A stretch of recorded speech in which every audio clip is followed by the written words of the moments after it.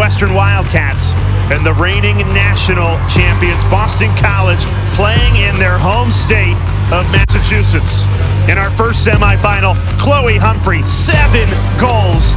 North Carolina left no doubt the top-seeded Tar Heels thrashing Florida 20-4. So number 1, UNC, they have secured a spot in Sunday's championship game, noon Eastern time on ESPN. The Tar Heels awaiting the winner of Boston College and Northwestern, and we are looking forward to this one. Expect this one to be a lot more close and competitive than our first semifinal. Charlotte North, Sheehan Sandberg Birch, Jay Alter with you. These two programs, great history. The last 2 national championships decided between Northwestern and Boston College. We're hoping for another instant classic today. Well, they're very familiar with each other. They met in the regular season this year. Boston College had the edge, and that was a game where Northwestern won the draw control battle, but BC dominated on the ground ball. So I think it's going to be punch for punch, but possession will be key. And both of these teams look wildly different than they did in that matchup, Sheehan, in February. So keying in on the adjustments today will be fun. There is so much star power in this matchup, and Madison Taylor, a record-setting season for her, leading the way. Madison Taylor set an NCAA record for single-season goals at 105, and in just 2 tournament games, she's had 16 goals and 5 assists. She's got a ridiculously quick first step. She likes to operate on the left side of the field as their top dodging threat. And on the other side for Boston College, Tewaaraton finalist Rachel Clark. She can create her own her shot using her size and stick. She needs to be aggressive today, generating those shots. Powerful dodger with great field awareness. Her release point is so quick and deceptive, which makes her nearly impossible to stop. And you look at the numbers, this is the battle. Taylor, 105 goals, NCAA single-season record, but Rachel Clark right on her heels with 103. 2 of the top scorers in the sport, not just this season, but of all time, matching up in this semifinal. And 2 head coaches that have created a dynasty in the sport. For Northwestern on the right, Kelly Amonte Hiller, her 16th Final Four appearance in the last 20 seasons. Acacia Walker, as an assistant coach for Northwestern, was part of 3 of those since she's taken over her own program. This is 8 straight Final Four appearances for Walker, 7-0 in those semifinal games. And Dana, that first trip for Walker and BC was right here in Gillette Stadium in 2017. That's right, Jay, and that's where the tradition of wearing neon for Boston College first began. Boston College took solace in a sea of neon in a large pro football stadium. Their first appearance in championship weekend. Acacia Walker told fans, friends, family members to wear neon to stand out in a football stadium, telling us that she knew if her team could look up and easily identify Boston College fans in neon, it would help her team keep 2 feet on the ground. It wasn't to be obnoxious, but more as a way to calm her team. And as Boston College makes its 8th straight appearance in championship weekend, that tradition of neon is still alive and well in the crowd here today, despite the rain. I love Boston College giving some fresh hats in 2025 to add to the neon collection. It has become a staple here in championship weekend to see that Boston College neon in the crowd. A remarkable 8 straight trips, and she in 7-0 in national semifinals during that stretch. It's been unbelievable. It is so hard to get to this Final Four weekend, but I think the key is once as a program you're able to get here, it becomes easier for the next class. Not that the journey is really easy, but you have that mentality that this is the goal to be reached. There's Rachel Hall, who was part of championship weekend lore, winning the title in 2021. Now in neon. She was a terrific goalkeeper for Boston College and handed the keys to Shea Dolce in net. She's been starting for the last 3 seasons, part of that national championship a year ago. The junior with the best save percentage in the nation at 55%. And in goal for Northwestern, Delaney Schweitzer.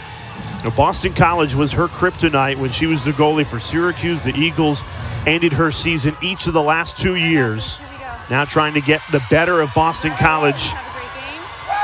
Wearing purple for Northwestern, Boston College in white.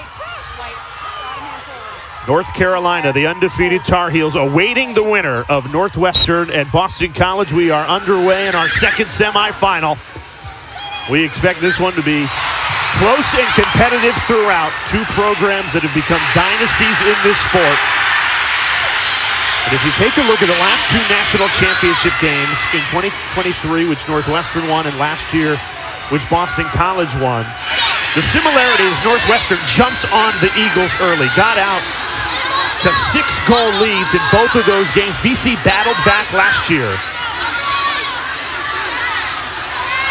Northwestern looking to start strong again.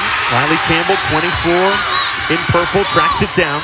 Boston College plays a man-to-man defense. They've elected to face guard Madison Taylor, the nation's leader in goals. She's a potent threat on the left side of the field. Number 5, Julia Hodel, the freshman defender, is face guarding Madison Taylor. That's a tough matchup, and you can see the way she's face guarding her really, truly is to try to deny her the ball. They don't want the ball in Taylor's stick. Tall task for a freshman in a national semifinal going against Madison Taylor. 16 goals in 2 NCAA tournament games so far for Taylor. Had 10 goals in the second round matchup after the first round bye, and then 6 goals in the quarterfinal. Great save. Shea Dolce denies Taylor the point. Shea Baker on the clear for BC. Shea Baker, the leader of the defensive unit, the veteran. Oftentimes you see her come up with ground balls on the draw control circle right there. Reacts well to the high kick ball that came out off the Dolce save. And Baker, a one-woman clearing machine at times. Sheehan, as we take a look at Boston College's first offensive possession, three-headed monster with Clark, number 1, Emma Lapinto, 13, and McKenna Davis, 3 in white.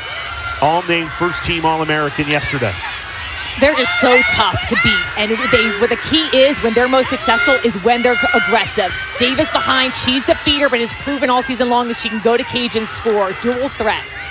Right on cue. A little too high there from Davis, but not just a passer, as you said, Sheehan. And this is really interesting. Northwestern has elected to run their man-to-man defense. When these two teams met in February, Northwestern started out in their high-pressure zone. Boston College went on a 6-0 run. And Northwestern flipped into their man-to-man with a face guard on Rachel Clark. So interesting to see the adjustment. They've started out in their man-to-man. And they force a turnover in that man-to-man. Madison Taylor, so much speed. Trying to turn defense into offense. Taylor goes right to goal and scores! If you blink, you might miss her. Madison Taylor continues an impressive scoring streak. 106 goals on the year, a new NCAA single-season record. This is a great ground ball pickup from Taylor. Gets it over that restraining line and is off to the races. Her speed, her ability to get draws off the draw control, and this time taking it straight to cage and finishing with precision. I am surprised Boston College let her have so much room. When she is running with a head of steam, especially down the center of the field, you've got to close and get a stick on her and really try to deflect that shot. And in our first semifinal, we talked about the Humphrey sisters, Chloe and Ashley, being face guarded, getting involved in different ways other than the settled set. That's a way to get involved when you're being shut off. Being ready on the line and going in transition. And Charlie, you mentioned that first meeting so long ago, though, February 15th, BC won it 13-9. Only the third game of the season, Sheehan, and these teams have changed so much since then. Yes, and developed different aspects of the game. I think it definitely gives you confidence when you are the winner of that game, but for Northwestern, that's just another revenge factor. They want to avenge that loss. We've talked about all season long the top 3 teams, UNC, BC, and then Northwestern being that third team. They want to get back to championship weekend, and they want to cash that receipt for that earlier season loss against Boston College. Here's Nikki Miles, second leading scorer with 40 goals on the season. So think of that, Madison Taylor has 106. The next leading scorer for Northwestern has 40, a 66 goal difference. Speaks to how dominant of a player she is and how much attention she draws, but the pressure right here of the Boston College defense, getting on the hands on the perimeter, comes up with this caused turnover.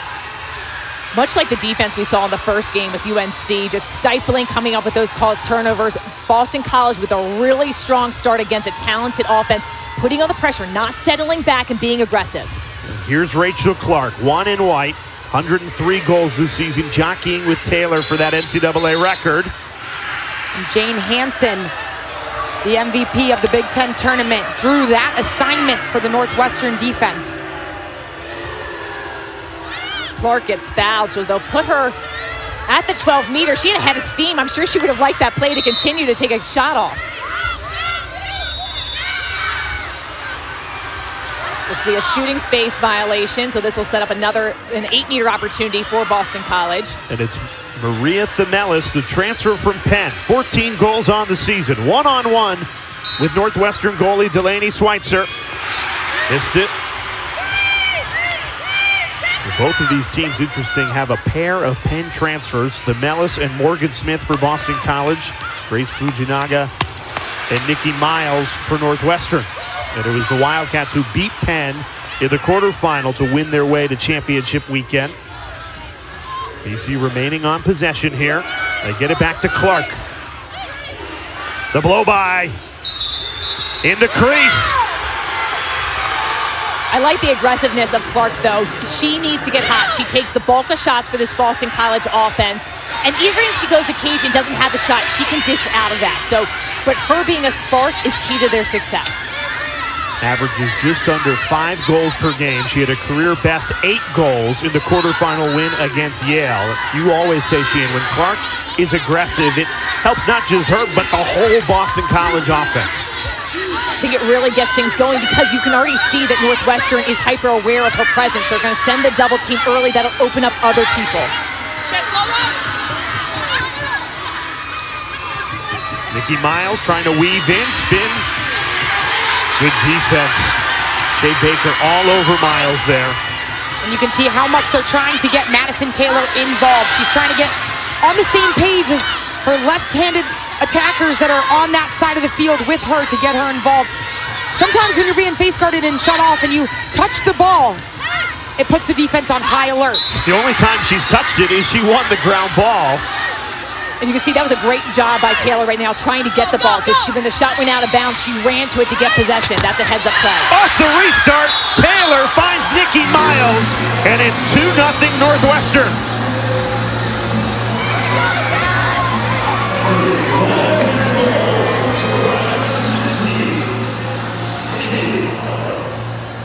It's the graduate transfer from Penn, Nikki Miles, coming in as the second leading goal scorer for this Northwestern offense. And we talk about ways to attack a face guard. You pick up the end line run out and you draw the eyes of the defense. The quick slide went to Taylor as she drove up the right side of the crease. A textbook draw and dump play to Miles on the doorstep. That was a great look at the fake, too. You could see Miles right there throw in the pump fake. You could see Dolce move ever so slightly, and then she shot to space with the finish.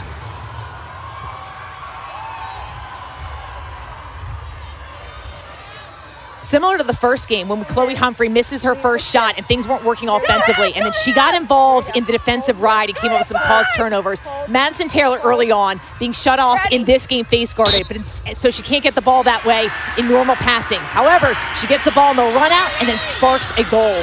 If things aren't working, you got to figure out other ways to be involved, and two of the smartest in the game have found their ways. One of the most improved areas of this Northwestern team at this point of the season has been their draw control unit. Sam Smith, the center draw control taker, coming off a 15 draw control performance against Penn. Miles goes to goal again. Back-to-back goals for Nikki Miles. And it's 3-0 Wildcats to start this semifinal. The Northwestern fans are loving it. Nikki Miles just with a drive to cage. 41st goal this season. The 2023 Ivy League Attacker of the Year when she was at Penn. And this time Boston College not able to stop her and keep her out. Nice switch dodge up top. Gets to the inside. Her stick is free. And a nice bouncer to get that past Shea Dolce. And this Northwestern offense loves to utilize picks on the elbows, a two-player game. You saw Sam Smith, number 19 in purple. She set the pick, but Nikki Miles refused the pick. She acted like she was going to use it. Instead, she went the other direction. That can cause chaos and miscommunication in a defense. Eerily similar start to the last two national championships where Northwestern has jumped on Boston College early in 2023. It was enough to secure the championship. Last year, Boston College came from 6 goals down to win it. Nikki Miles feeling it right now. Dolce makes the stop. That is a big save for Shea Dolce. After Northwestern scored 3 goals in a 4-minute span.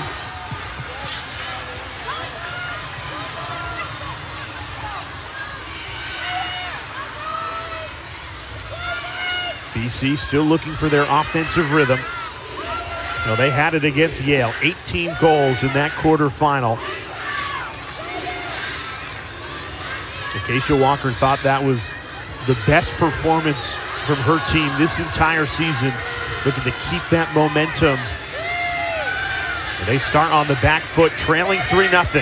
Inside to Clark, brings it off the pipe, inches away from the Eagles' first goal. Nia Mascone aggressive on the ride, swipes it from Sammy White, and BC can reload offensively. What a heads-up play. Instead of hanging your head and getting back on defense, you go into attack mode on the defensive ride.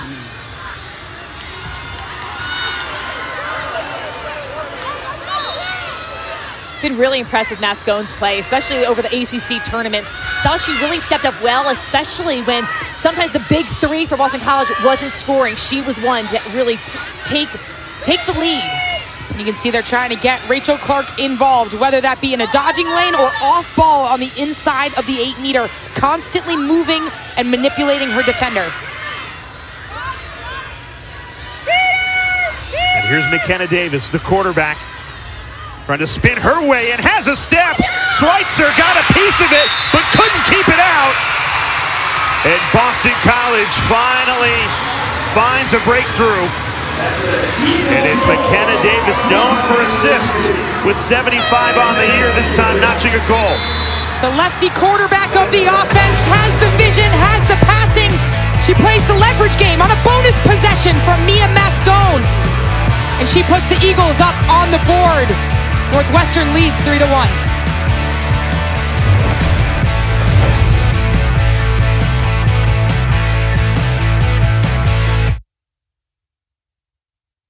The NCAA, driving change to do more for today's student athletes. The NCAA programs deliver $4 billion in scholarships every year. Those D1 scholarships are now guaranteed. Health and well-being services are mandatory. Student athletes get tutoring as well as financial literacy coaching because almost everyone is going pro in something other than sports. The NCAA, driving change to do more for today's student athletes. The Kia K4 and K5 represent what comes next.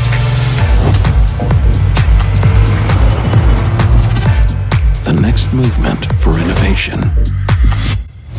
And the next movement for acceleration. The Kia K4 and K5. Kia, movement that inspires.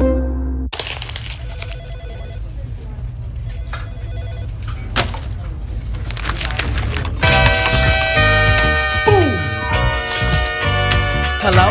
I wish I was a little bit taller. I wish I was a baller. I wish I had a girl with good. Why do we shoot baskets with paper balls? For the same reason we play scratchers from the California Lottery, because a little play can make your day. Well, these two programs have become dynasties. In each of the last 2 years, it's these two teams that have met to decide the national championship. In 2023, Northwestern got out to a hot start. Madison Taylor, just a freshman. A convincing win, 18-6 against BC. Last year, the Eagles with revenge on the mind. And Izzy Skane and Erin Kuykendall's final season, it was BC who came back from 6 goals down to win it. Both of those games played in Cary, North Carolina, so each program with one national championship apiece. And now meeting in a national semifinal here in Foxborough, Massachusetts. The rain coming down here at Gillette Stadium. Both programs certainly comfortable playing in the rain. Northwestern coming from just outside Chicago.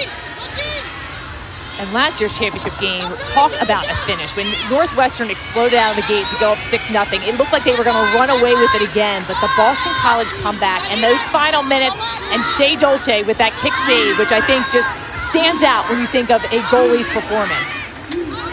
Unbelievable history between these two programs, always meeting in the biggest of moments. And talk about the matchup earlier this season, so many adjustments made both on the defensive and offensive end for both of these teams from then to now. Great defense by Julia Hodel. They were trying to get it to Madison Taylor, and the freshman comes up with it. Heads up play for Shea Dolce, also being that outlet, leaving the cage to get the ball. Julia Hodel's first appearance for this Boston College team was in their second round matchup against Stony Brook, and then in the quarterfinal matchup against Yale, she matched up in a face guard on Fallon Vaughn, one of the best midfielders in our game. Well, they've been mixing and matching the defense, trying to get it right ever since they lost all-ACC first-teamer Lydia Colsante. Late in the season, she went down with a season-ending injury, and that forced Boston College to shuffle the deck. Here's Rachel Clark. Just couldn't quite get her hands free there. Contested shot. BC had the backup, though. Emma Pinto. Good defense. She's so shifty and tough to guard. She can get inside, though. Great defense to keep her out. You can tell this Northwestern defense is trusting in their 1v1 matchups. They're sending the early slide to Clark, but for all other 6 Boston College offensive players, they're holding. Davis hits a player, and that's a yellow card. Automatic yellow card when you release a shot and it hits a defender. Was it deflected? Well, let's take a look at this shot on Davis. I love her aggression going to cage. She's checked, and then the release point, and it does hit a player in that chin area. Grace Fujinaga gets hit with the errant ball, but this is interesting, though, because the check definitely causes the release. No card has been issued on the field as of now. So, Jay, you're right. As a shooter, you're in control. You need to be in control of your stick and be aware of where you're shooting. And that's why they had the shooting space call in the game. But the check looked like it affected that shot release.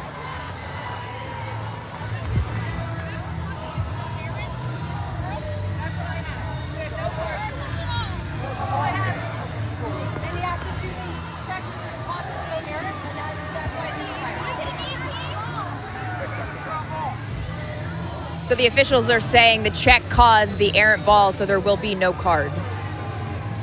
Looks like Fujinaga is also okay and smiling, so good thing she had that mouth guard in. And it's a tough call because player safety is of utmost importance, but I agree that the check affected that shot release point.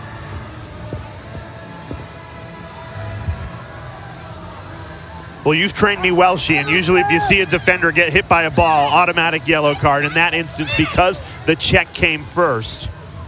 And it looks like it's going to be Northwestern's ball for alternating possession. Yes. Acacia Walker not happy with it. But Northwestern can start the clear, leading by 3-1, 10 minutes into this opening quarter. Emerson Bolig, so much speed, great in the clearing game, finds Jane Hansen, veteran defender, playing in yet another championship weekend. Great experience on both sides. Yes, there are new faces experiencing championship weekend for the first time, but you can lead on that veteran experience that have been part of winning championships. So clear talking to all 4 teams yesterday, just how appreciative they are to be in this game, understanding how hard it is to get the Final Four, how exciting it was to be in this stadium, not wanting to take anything for granted. Taylor breaks out of the face guard, passes back, Riley Campbell, perfectly placed to beat Dolce. Campbell with a unique release there, fires Northwestern up 4-1. Sideline loving it for Northwestern. Boston College defense, they've been playing strong, but Northwestern has been able to find the seams and get some of those passes in, and Campbell gets her 36th goal. Watch Madison Taylor, and then this just passed. She sees all the sea of white shirts, and Campbell doesn't get it cleanly, but gets the ball off the turf, takes it on the run. And it looked like Shea Dolce was screened there by Devin Russell coming around the crease. Take a look right here. It looks like right as that ball is coming towards Dolce, Devin Russell's cutting over the top of the crease. She was lucky to not get hit by that ball too. Madison Taylor, despite playing against a face guard, has a goal and 2 assists.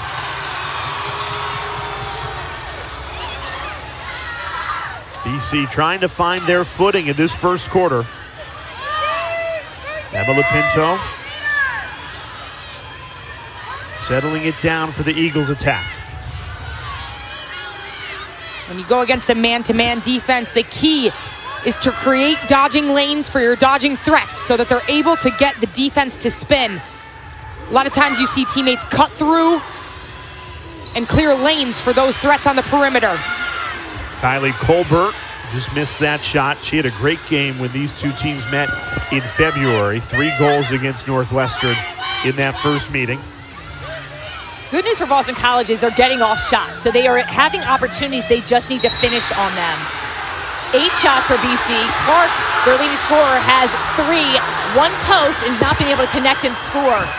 Emma Ward on that backside dodge. Emma Lapinto was cause for that Ward. And Sam Smith was super fired up after causing the turnover. Jane Hansen, the defender, firing a shot there.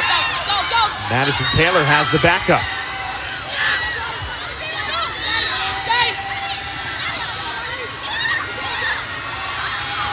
Taylor looking for that corner. Knew she had the backup with Nikki Miles. I've been impressed with Madison Taylor going against a face guard, finding ways to get the ball, picking up ground balls, making sure she's there for the restarts. She's seen every type of defense thrown at her this season. Leads NCAA in scoring this year, breaking all sorts of records, and that is unbelievable because we knew she was a great scorer last year, but she had Izzy Skane and Erin Kuykendall on the roster, and they had a lot of the attention from opposing defenses. This year, it was her offense to lead, and she has stepped up and delivered. And she and a lot of people questioned coming into this season, how is she gonna fare against those top matchups on opposing teams? And the numbers speak for themselves. She has absolutely delivered. Doubles being sent early to Rachel Clark. On the run, Clark, a flamethrower. Rachel Clark has been in attack mode in this first quarter and finally finds the breakthrough. With 3 defenders chasing her, Clark finds a way, her 104th goal of the season. A Tewaaraton finalist and a dominant goal scorer. She has an explosive first step. And look at the way she attacks the top shoulder, the right side of that double team. She doesn't stop moving her feet. A lot of times when a double team is closing in, players take their foot off the gas. They hesitate for a second.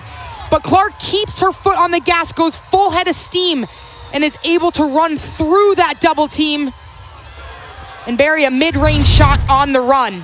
We've got our NCAA goal counter between Madison Taylor and Rachel Clark, each with a goal to their name today. It's amazing. Nobody before this season had ever scored more than 103 goals in a season. Now 2 players have done it in the same season, and they meet in a national semifinal. History being made, amazing. And to our right is Charlotte North, who was right up there, had the record 102 goals. Abby Horms had that 103 mark, and now one of the 2 players on this field by the end of this tournament should have the lead. Brooke McCloy coming in on that draw control circle team.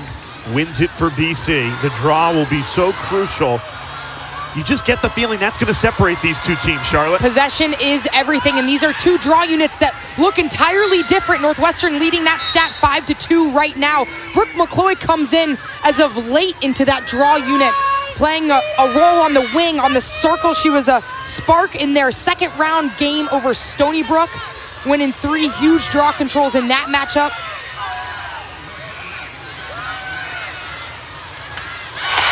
Rachel Clark again! Weaving through the Northwestern defense like a Maserati.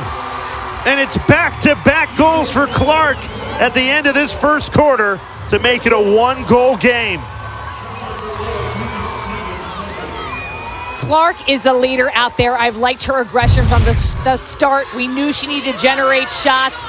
Here she takes what she's given. She's got powerful downhill dodging and is evading these checks, a tight cradle, but then she gets her stick back to her release point, high on her shoulder, watch the switch to the hands, does not get checked by Jane Hansen, one of the best takeaway defenders in the game, and finishes it top shelf against Delaney Schweitzer. One of the most underrated skills of Rachel Clark is her ability to dodge the sliding defender. She knows they're in an unsettled position as they're sliding to her body.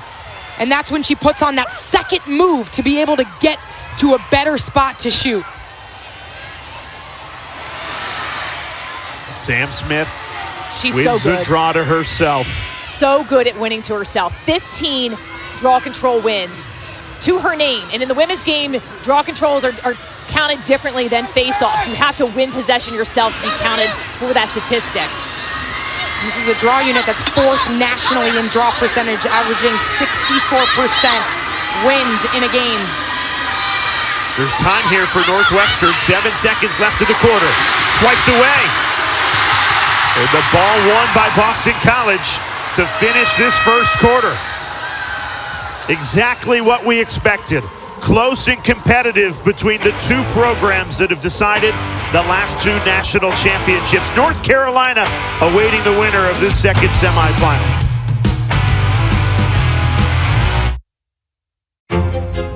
Touches of black. They say a lot without having to say much. They stand for elegance, refinement, and prestige. Even a little can go a long way. And though they're darker than the darkest night, they make you see everything in a new light. The Kia X-Line Nightfall Collection. Kia, movement that inspires.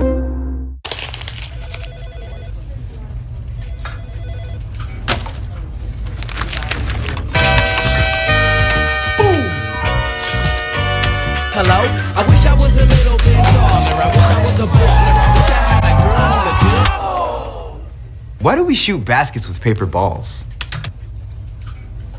For the same reason we play scratchers from the California Lottery, because a little play can make your day. I can't believe you got pink eye, Ferris. When you wake up with pink eye, you get your prescription fast with Walmart Express Delivery. I wonder what else Walmart could deliver that fast. Ooh. Chicken? Bueller.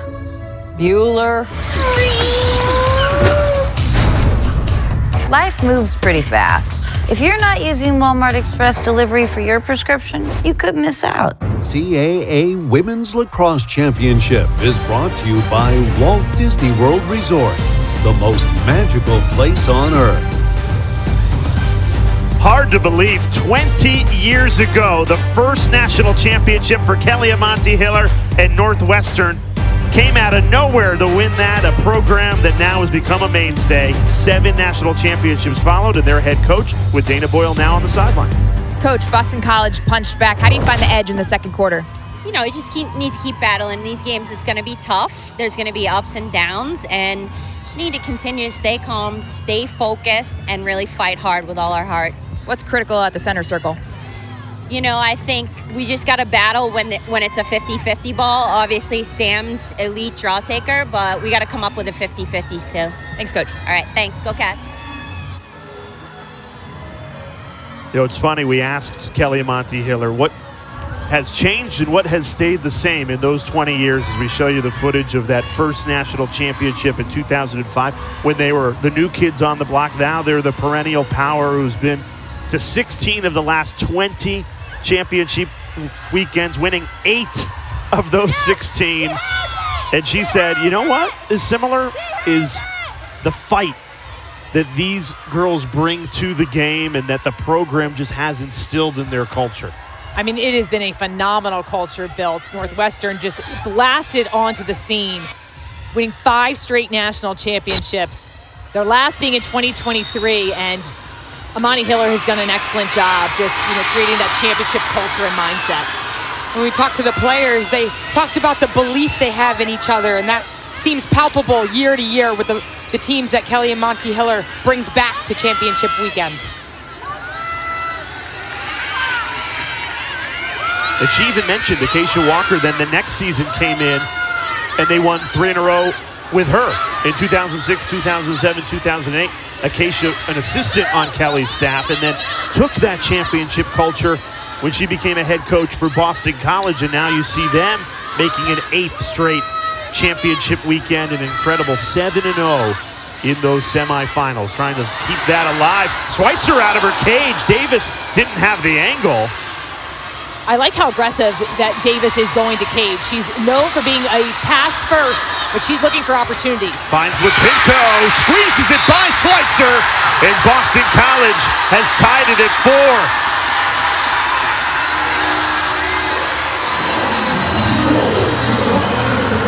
The big 3 on full display, wreaking havoc and chaos all over the 4 quadrants of the offense. That's what makes those 3 work so well together as they attack from different spots. It was Rachel Clark winning the run out, staying on, pressuring Emerson Bowleg, picking up the ground ball off the end line, finding McKenna Davis, who is scanning. And the way she passes back against the grain. Take a look at this pass over the crossbar against the grain to Emma Lipinto, who finishes it off on the doorstep. That triangle is so tough to stop when they move the ball through different quarters. Looked like it bounced off the shoulder. There was not a lot of room there for Lipinto to find that angle. Love Lipinto's finishing ability. She is so crafty around the crease, so slippery to get into the inside. And Davis, I think the key, she was telling us this season that she constantly keeps her feet moving, which I think makes her really tough to guard as a feeder. Hold. Ready.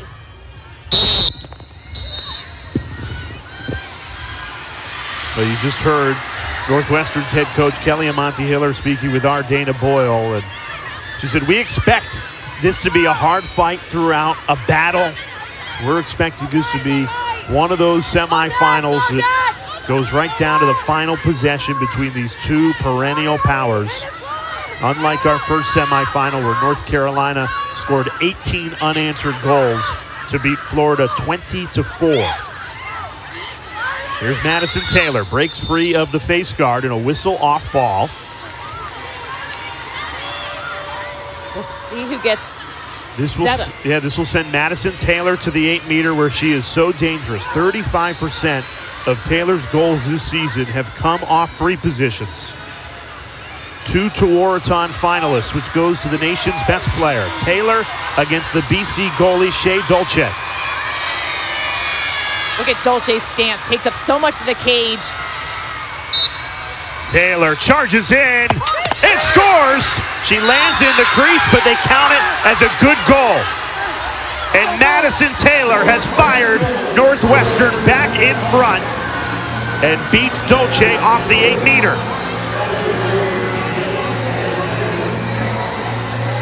Madison Taylor is lethal coming off the 8-meter, and that's one of the things teams try to keep her off. You do not want to put her on the 8-meter because she's so efficient in scoring. 107 goals this year, the Division I record. She explodes her first step, but the key here is she chokes up her bottom hand on that stick, so it does not have a lot of area to be checked. You can see that bottom hand exposes about 7 inches. And looks like she finishes in the crease, but they're going to count that as a goal. Could have been pushed from behind. But her finishing ability, the way she's able to protect her stick, get to cage, and score. And the officials have the ability to review every goal-scoring play. They're not even going to take a look at the video here. Confident in their call on the field that Taylor was pushed into that crease. And the coaches could call a review also. And we've seen this all season long, how players on the field will signal to the sideline and say that was a crease call, for instance, and they want their coach to challenge it. I didn't see that coming from the Boston College sideline. So oftentimes, if you know you push somebody in, you're not going to ask your coach to have that review.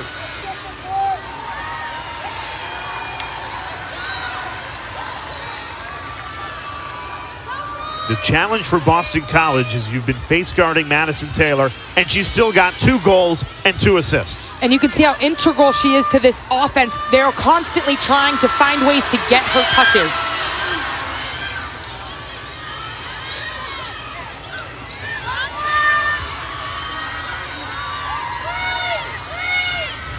Davis and Lapinto tried a quick stick there.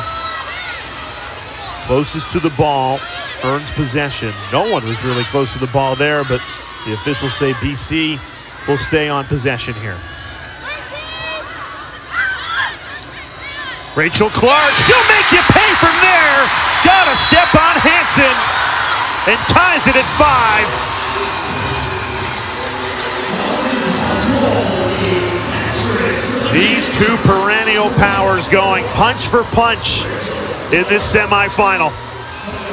We talk about Clark's one-on-one dodging ability, the way that she can shake a defender with the ball in her stick and her change of direction, but watch her off-ball awareness right here. The quick burst of speed, the change of speed to gain leverage and separation from her defender, Jane Hansen, is what wins her that opportunity right in front of the doorstep.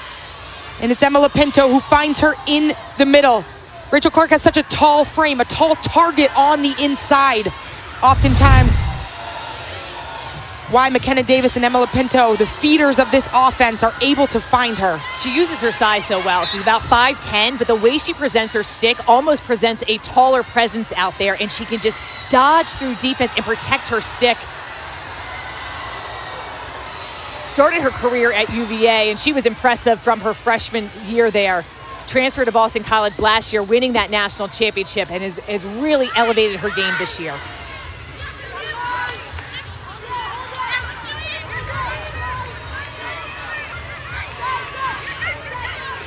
This Northwestern offense loves to run the pick game on the elbows.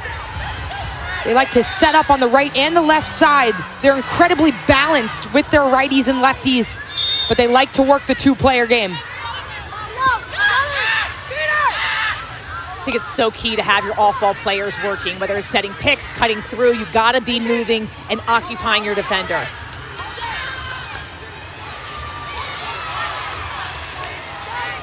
Nikki Miles trying to muscle her way in. Denied. A scramble for the ball. Chased down. Kept in play by Sam Smith. Still plenty of time on the shot clock. More than 30 seconds on it.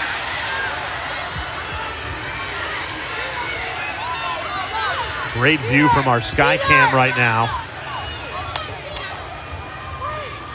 Such a chess match between these 2 teams. So much firepower offensively. Great feed and the finish. Riley Campbell beats Dolce. Off another assist from Madison Taylor. 2 goals and 3 assists for Taylor. And Riley Campbell puts Northwestern back up by 1. Maddie Taylor, such a threat. She leads the team with assists on the season, but when she goes to cage, you know there's going to be a slide. That opens up other people. When she's going to attack mode, all the defense starts to get into panic mode. And here, Riley Campbell's able to get open, get the feed, and then shoot over her defender for the score. Talk about the ways to attack a face guard. Sometimes your job is to get the ball, draw the double team, and let the rest of your offense control the backside and find the gap, because when the double team goes, somebody will be open. Looks like that was a review called by the Boston College staff. And I wonder if they're going to be looking at the follow-through, because you saw Campbell go for that shot over top of her defender. Did she make contact with her stick?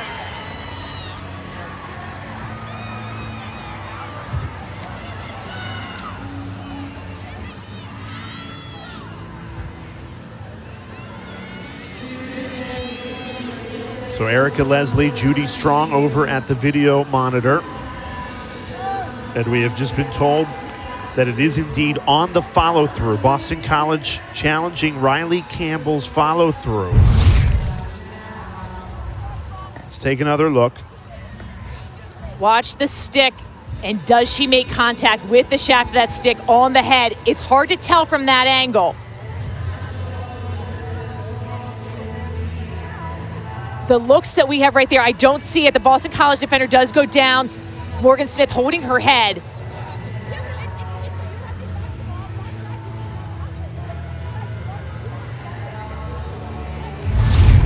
If the officials see that contact was made with that follow-through, that would disallow the goal and be a yellow card. But the ruling on the field was that it was a goal score. Has to be indisputable evidence to overturn. From the looks we've seen so far, I'm not seeing that indisputable evidence. Another angle here. If anything, the extension of the arms coming from Morgan Smith, I mean, they're supposed to be reviewing the follow-through, but that almost could be a card just with the defense. From this look, it almost looks like Campbell's right hand might have made contact instead of that shaft. Take a look right here. Oh, there's some contact on that side. Her right hand.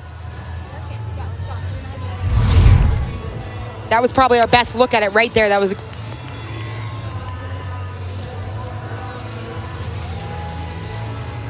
a very long review. The officials have just emerged. Let's get the call. No goal. Huh? So the call on the field is overturned. It is going to be a card for, please stay here. It's a dangerous follow through to 24. 24 purple is going to get a card. You lose your VR, but not your timeout. Ball will start, it was no goal, and ball will start down at the goal cage.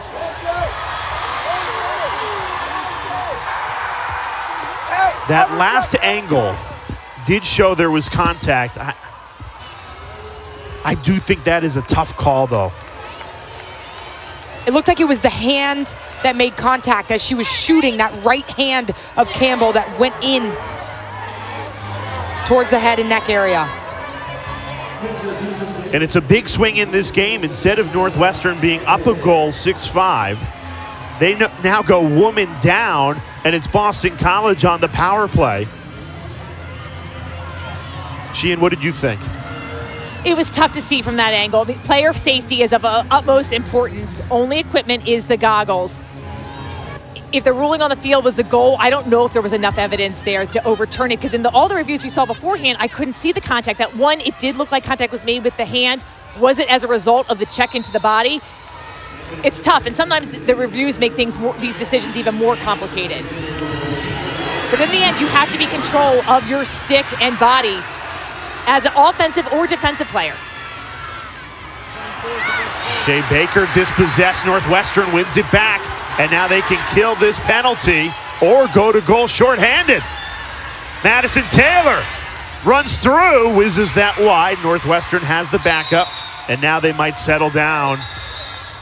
I like Taylor taking that shot. Yeah. Even though they were a player down, she is so great at scoring. We saw her score the first goal of the game running down the center of the field. And a lot of times, transition's going to be your best look when you're woman down. Transition is that unsettled opportunity where the defense is trying to get organized. Northwestern can take this power play down to just 12 seconds if they kill the shot clock.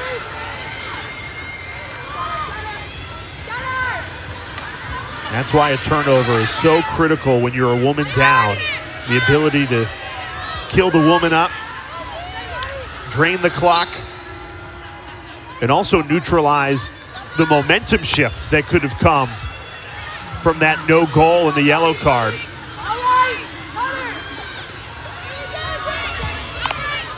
When you attack a team, even when you are a player down, you can often draw a foul, get yourself set up on the 8 meter. So it's good to still be aggressive, especially at this point in the game. Sam Smith. Great check by Shea Baker, showing why she's one of the best defenders in the country. Somehow Northwestern was able to come back with that ball. Excellent check by Baker.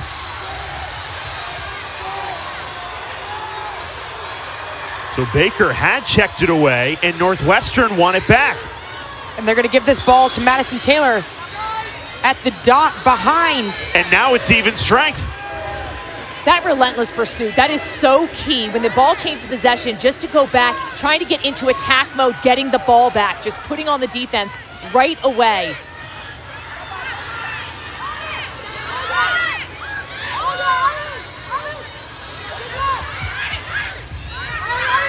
Here's Madison Taylor. Double team comes over. And Taylor draws the foul.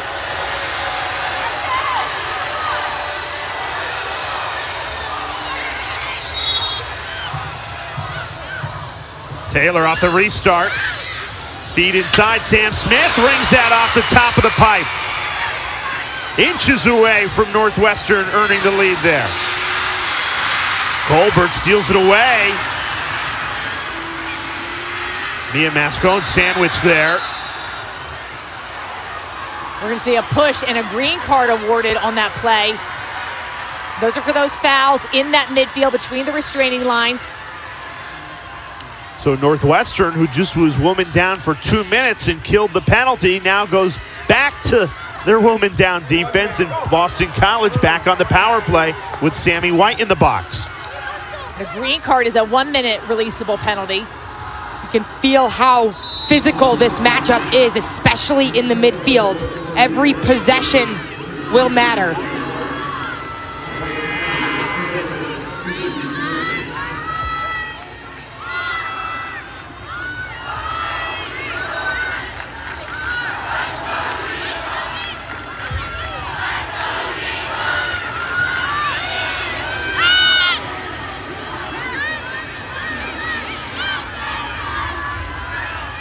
Patient on the power play.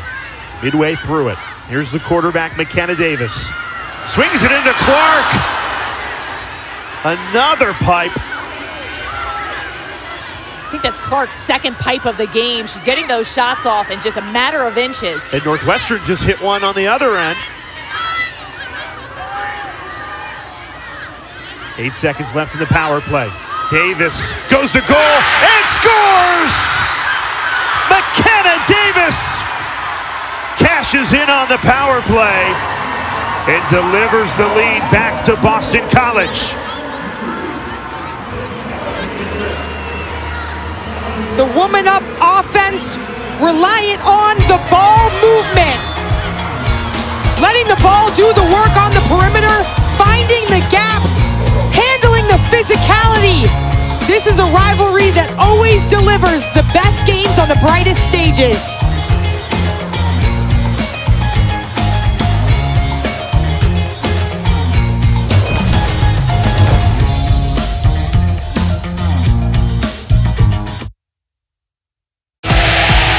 The road to national championships runs through NCAA.com. And whether you follow one college team or all of them, it's never been easier to get the content you want all in one place. With live broadcasts of multiple championships across all divisions, with exclusive access and highlights for every single championship. Stay in the game all season long with NCAA.com, the home of college sports.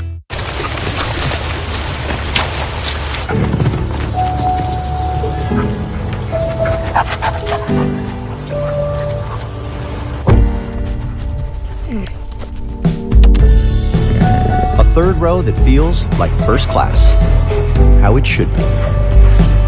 The Hyundai Palisade. Lease the Hyundai Palisade SEL for $389 a month, or get up to $3,000 bonus cash on select Palisade models. Hurry in today. Formula One returns. It's lights out and away we go.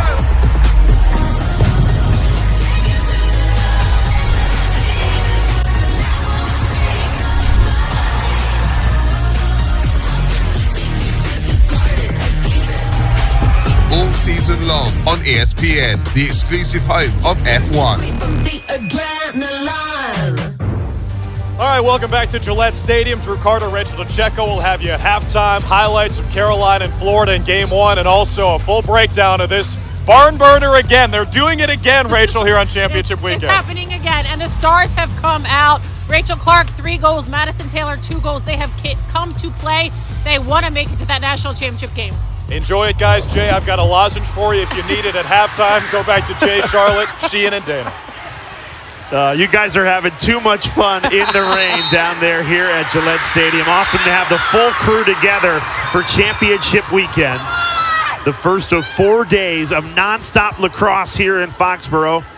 Men's semifinals tomorrow, then the women's championship Sunday, and the men's championship on Monday. North Carolina advancing to the championship game. Drew and Rachel will have full highlights for you coming up at halftime. And this has been exactly what we expected in this second semifinal. Close and competitive, not much to separate these two teams. But it started off with Northwestern exploding, going out to a 4-1 lead. Boston College has battled back. Well, they've been a resilient group all season after winning the national championship a year ago. 19-0 against everybody not named North Carolina, and 0-2 against the Tar Heels. You know they want a third crack at them to defend that national championship. Northwestern continues to be very dialed in defensively.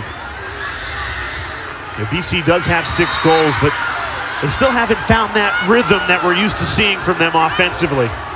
Been disrupted by this Northwestern defense. And this is a Northwestern defense that when these two teams met in the regular season, elected to play their high-pressure zone defense. Boston College started that game on a 6-0 run, and they switched to their man-to-man defense with a face guard, and they had much more success in that part of their unit. So they start out this game in that man-to-man, and they've had success containing 1v1 matchups, but still asserting pressure.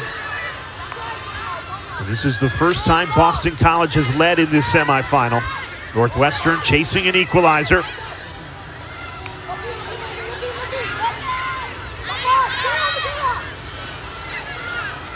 Lucy Monroe is looking for Madison Taylor, never got free. And now Aditi Foster, the freshman. Nikki Miles working against Shea Baker, goes to goal, draws the foul. And a free position coming for Nikki Miles, who has 2 goals to her name in his first half. Second leading goal scorer for Northwestern. Goes to Cage hard. Does fall in that crease area, but they're going to call Boston College for the push. This will set her up on the 8-meter hash. Miles one-on-one with Shea Dolce. Passing out of it. Good look, missed it. You could tell by Miles' body language, she was looking for the pass. When you get fouled and get put on the 8-meter, someone is behind you, whoever committed the foul. That means there's a man up somewhere. So the passing play is what she elected for. In your entire career, did you pass up an 8-meter? Well, yeah, a lot of times you use deception. What a goal in transition! Mallory Hasselbeck, the captain, gives BC a 7-5 lead.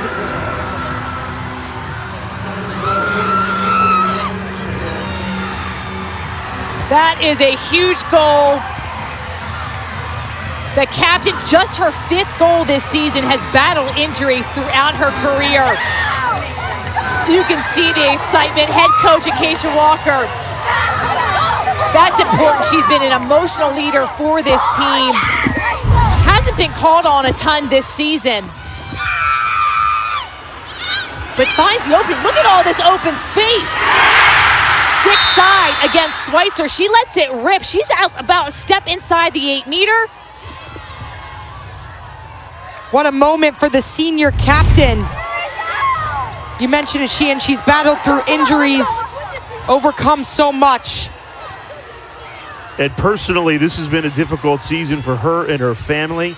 Last month, they lost Mallory's beloved grandfather, Don. He played for the New England Patriots from 1977 to 1983, now scoring a goal in the Patriots' home, Gillette Stadium, in a national semifinal. What a cool moment for Mallory and the Hasselbeck family. A Massachusetts native, and I'm sure she remembers being in this stadium in 2017 when the Eagles made their first championship weekend appearance right here at Gillette Stadium. And her energy is so infectious, whether she's on the field or off the field. She's constantly communicating with her teammates when they come off in the sub box. Such an unselfish player.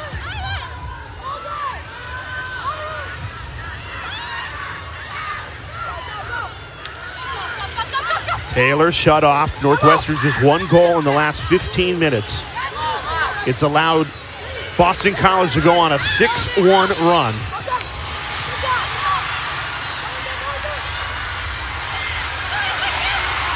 Stolen away, Julia Hodel, the freshman who has turned it on in this NCAA tournament. Huge ground ball pickup, and you can tell she wants to be careful with the ball. You just don't want to launch it.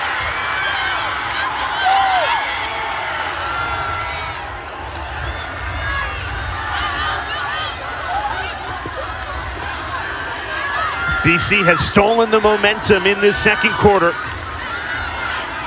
Outscoring the Wildcats 4-1. For this Northwestern defense playing man-to-man. Molly Driscoll goes to goal. Schweitzer saved it with her shoulder. And a crease violation gives the ball back to Northwestern.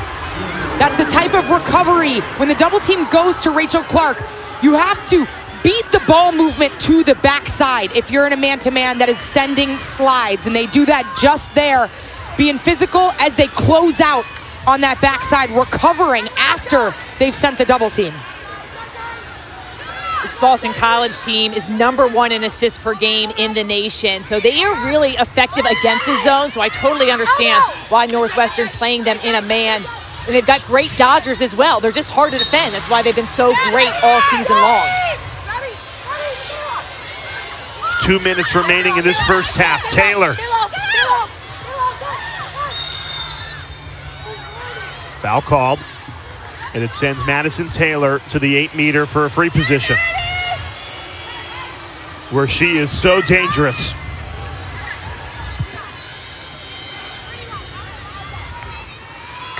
It's got to be a 3 seconds violation. They're putting her on the inside hash. If it was a foul off the ball, she'd be on that hanging hash mark. We saw her score from this hash mark earlier in the game. Passes off the 8-meter, looking for Aditi Foster. Another passing play by Northwestern off the 8-meter. I'm surprised Taylor didn't take that one, being that she's a left-handed dominant player on that hash mark that she likes to go from, and she has such a quick first step. And we've talked about her efficiency, shooting 57% on the season, which anything above 50% as an attacker, that's your goal. So 57% is up there. And I love a pass off the 8-meter, can look really pretty, but I think it's a higher percentage shot to take that go to goal, because you got to rely on somebody else catching and then finishing their shot. And clearly there's times you want to pass out of it because you don't have a good angle. But if I had Madison Taylor on the 8-meter, I want to go into cage. Particularly if you're being face guarded and the early double team is coming to you. Those chances on the 8-meter are those close-up opportunities.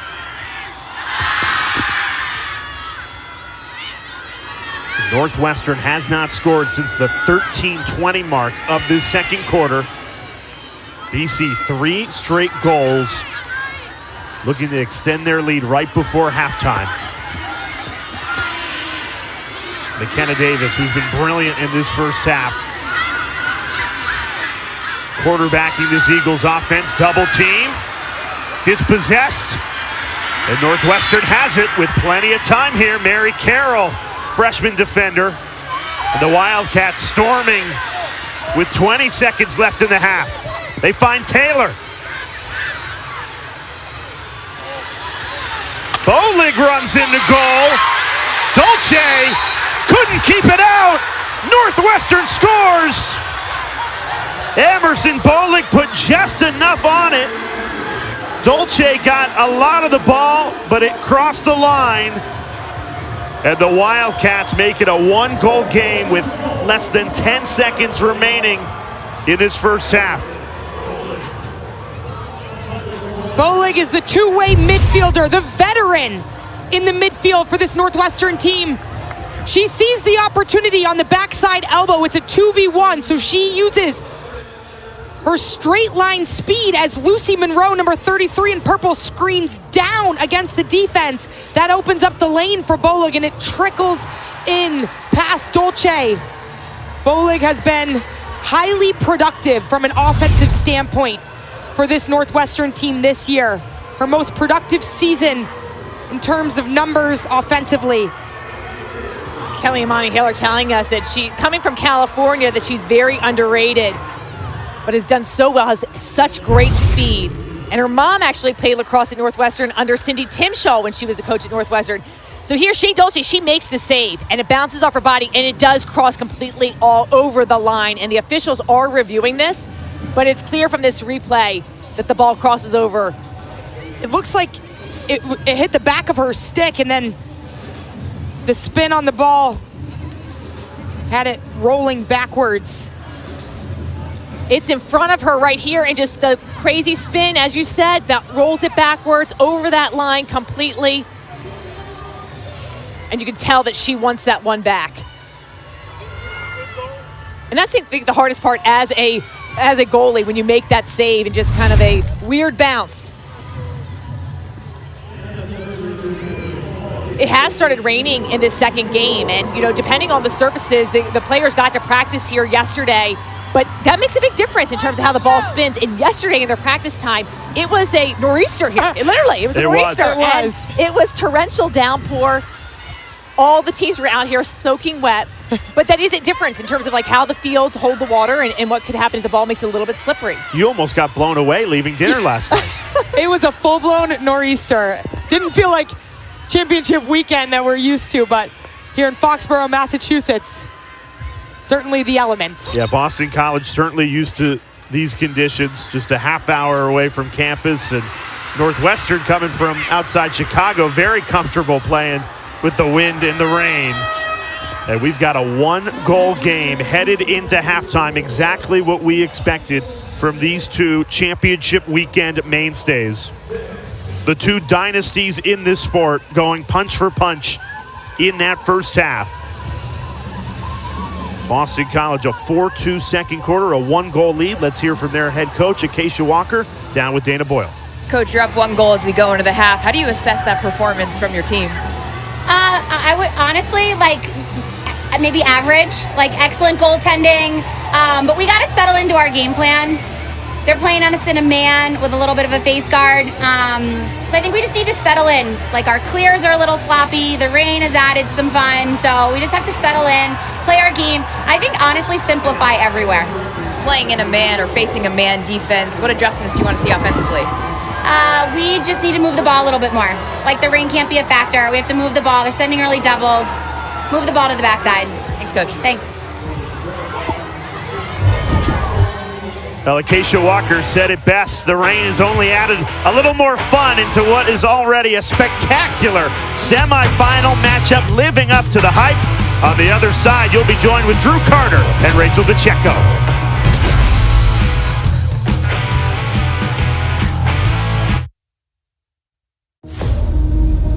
NCAA athletes don't just compete, they make history.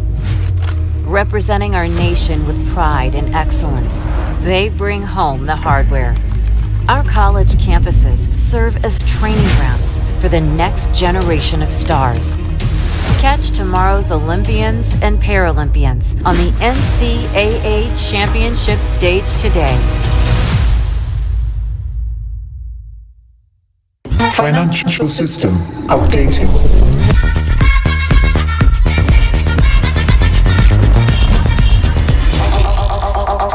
System updated. The future of money is here. The best new cars. Honda. Make the best pre-owned cars. Honda certified pre-owned vehicles. Get the best value with Honda certified pre-owned vehicles. Get a 7-year, 100,000-mile warranty and first-year oil changes on us. Plus, every certified pre-owned Honda goes through a 182-point inspection and is reconditioned like new by factory-trained technicians with genuine parts. Search your local Honda dealer today. The UFL is the spring football league. More of what you love. The atmosphere, the intensity. Must see for every football fan. the United Football League. All season long on ESPN, ABC, and ESPN+.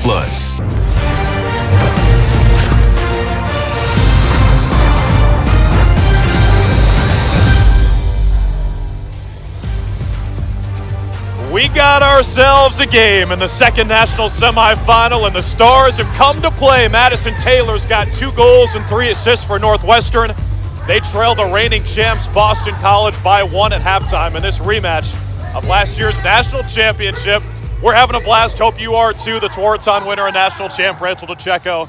I'm Drew Carter, and Rachel, this is exactly the game we were hoping to see, with the Stars stepping up to the plate and delivering big time. The Stars, you said it, Drew, they are playing so well, taking matters into their own hands. Northwestern got out to a hot start, and then Rachel Clark just turned it on. She is so powerful with the ball, ripping shots, undeniable tonight the Stars are. And as you said, this is exactly what we would expect from the Tewaaraton finalists. Dodges through traffic and then rips that ball past Delaney Schweitzer, and then just a hard downhill dodge through traffic again will not be denied. Emma LaPinto, 1 goal, 2 assists in the half.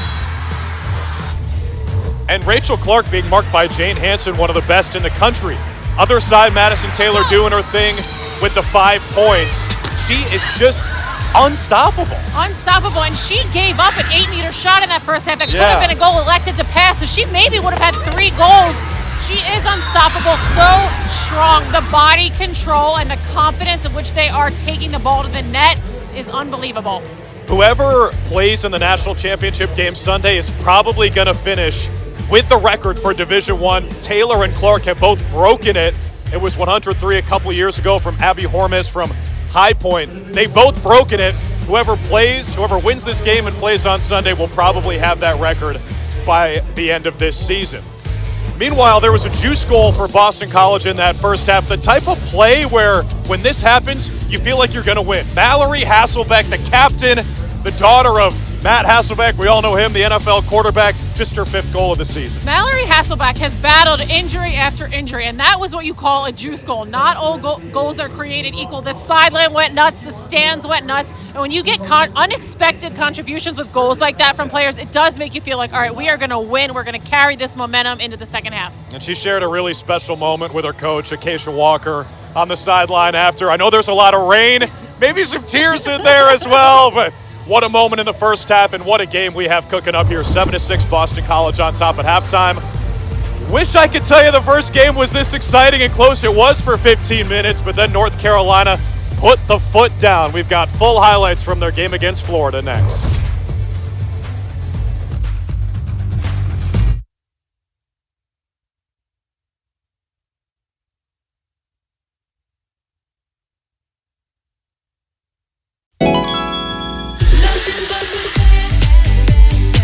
The full-size Honda Accord sedan is the most awarded vehicle in Car and Driver's 10 Best history. Save now. Drive an Accord for just $239 a month. In stock and just $239 a month. Get safety, performance, comfort, and fun with Accord. A Car and Driver 10 Best a record 39 times. Search your local Honda dealer today. We asked people who said they've had Domino's stuffed crust pizza before to compare it to our new stuffed crust. That's better than the one they have currently. Only Domino's has never had stuffed crust before. Are you serious? Until now. Introducing Domino's new and first ever stuffed crust pizza. Try one for the first time tonight. This is phenomenal. Formula One returns. It's lights out and away we go.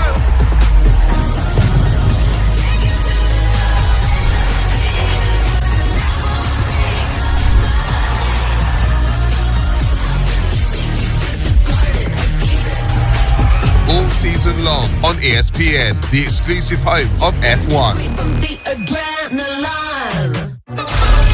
The Western Conference Final continues. The UFL is the spring football league. More of what you love. The atmosphere, the intensity. Must see for every football fan. The United Football League. All season long on ESPN, ABC, and ESPN+.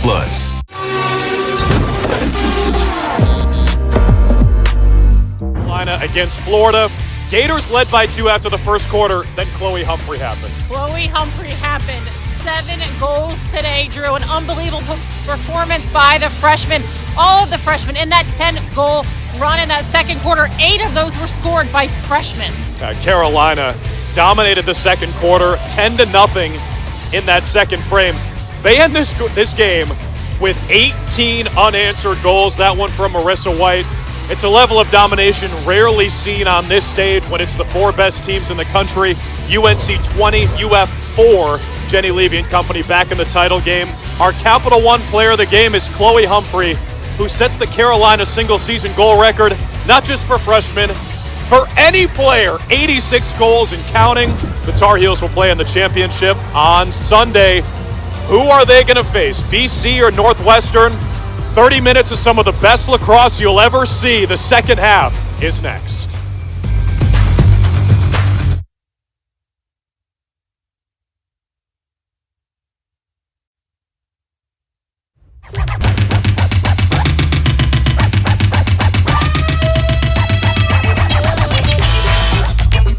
Bleu de Chanel.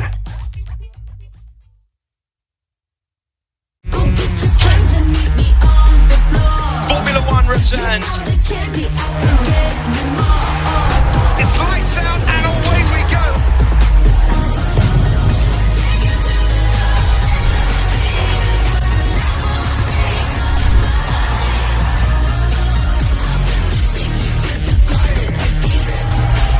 All season long on ESPN, the exclusive home of F1. The UFL is the spring football league. More of what you love. The atmosphere, the intensity. Must see for every football fan. The United Football League. All season long on ESPN, ABC, and ESPN+. You might be dreaming of ending the drought. You might believe good things come in threes. All that matters now is winning this game. The Western Conference Final continues. The road to the Women's College World Series heats up as softball's elite look to punch their ticket to OKC. The NCAA Softball Championship Super Regionals, Thursday through Sunday on the networks of ESPN.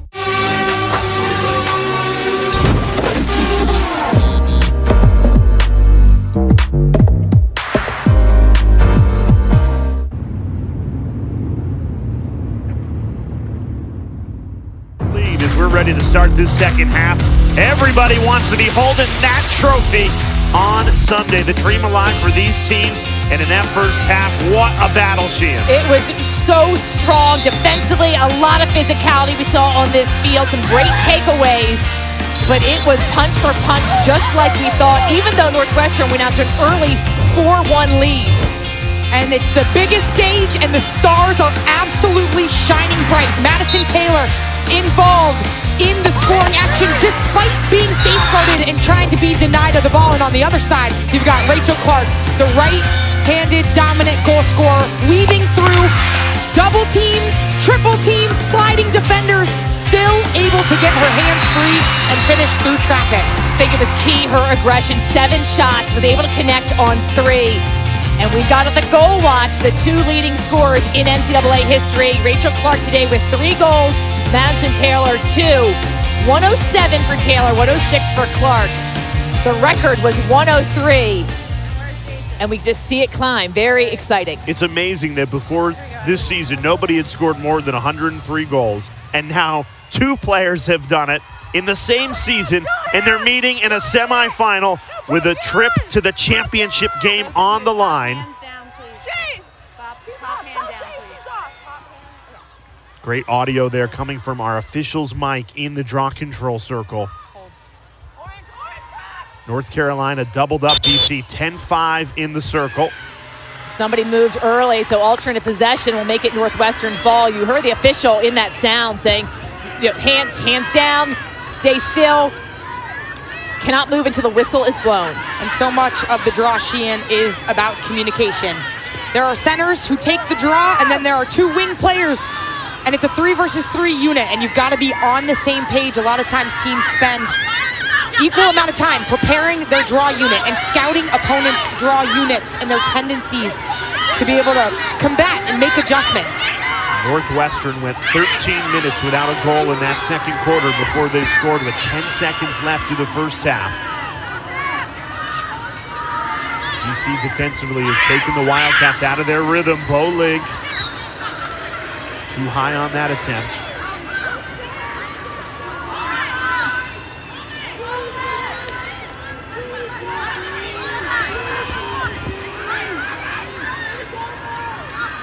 Miles, she's got 2 goals to her name. 16 in purple. Launching into the attack. Riley Campbell. Great ball movement sets up that shooting space violation. This will put Riley Campbell on that 8-meter. Did she hit her? And they're saying she shot it after the whistle was blown, so it was not a simultaneous whistle. Sometimes you see the ref call shooting space and the shooter will release the ball. That would be simultaneous, but her shot was taken after. A chance to tie this game at 7, right at the start of the second half. Riley Campbell decides not to go to goal. Instead, Northwestern passing out of a free position for the 3rd time today, and it results in a turnover. I could tell from her body language that she was looking to make that pass. You need to be deceptive with it, and you can run that out. You don't have to, you can pass out of it and opt not to take that shot and be a little bit safer with it. And that is the 12th turnover for Northwestern. A couple of them very costly when they were in goal-scoring opportunities like that one. Rachel Clark very aggressive in that first half. Took 7 shots, made 3 goals. 2 of those hit the pipe. So this is interesting. Northwestern has shifted into their zone defense. Do you like that switch? I think as an offensive unit, it's very hard to communicate through defensive switches when you're going in and out of a man and a zone. So it can cause a little bit of miscommunication, and they're able to come up with a cause turnover there. And also, I think for an offense, too, when you make that switch, it's sometimes hard to read. You're used to playing a certain style of defense. They make this switch. It takes you out of your rhythm a little bit once you figure out what they're in.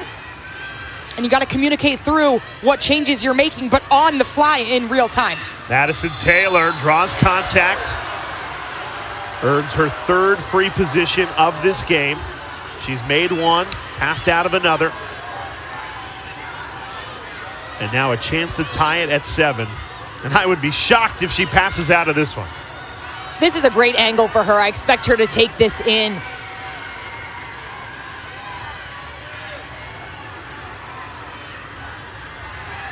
She's so good coming off the 8-meter, and because she attacks the cage hard, she often gets fouled, and gets put on the 8-meter. Taylor charges in. Save made. Shane Dolce to the rescue. No contact, no call. Sam Smith wins it back. Dolce's out of her cage. And now a whistle comes in. It allows Dolce to get back settled in net. Dolce can't believe the no call. I'm surprised we didn't get a call there either. And I think she made a smart move by diving to the turf, trying to get the call, sell it a little bit. Definitely was pushed. But love the save and then her aggression to get the ball, trying to maintain possession. Second chance opportunity for Northwestern. Can they cash in? Nikki Miles spinning into a double team. Clean check. And now Boston College can run in transition. Mia Mascone trying to beat Sammy White. Veteran defender forced to foul.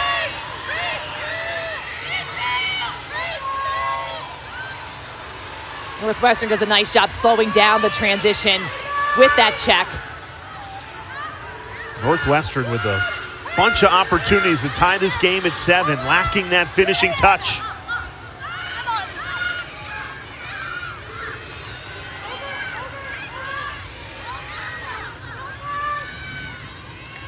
We've seen this Northwestern zone many times this season. They like to fly out at you and try to trap you on one side of the field. Devin Russell.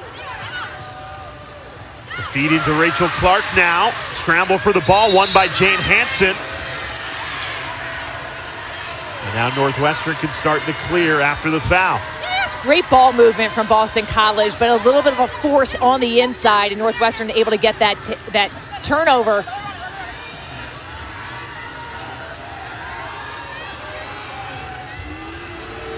And that's the thing with the zone, is that they want to bait you to pass inside to make you think that you got that opening, and then they'll collapse in the inside. So really got to make sure the person is open, because Boston College does an excellent job of working the ball around the perimeter and finding the open people in the inside, but you got to take that extra second when you're going against the zone. 5 minutes played in this third quarter. No goals for either team. Northwestern switching it up defensively. BC has stayed in their man. This Northwestern offense is highly effective when they use the right and left side. You see the left-handed players like Madison Taylor, Aditi Foster, and Riley Campbell operating on that side, that right side of the field.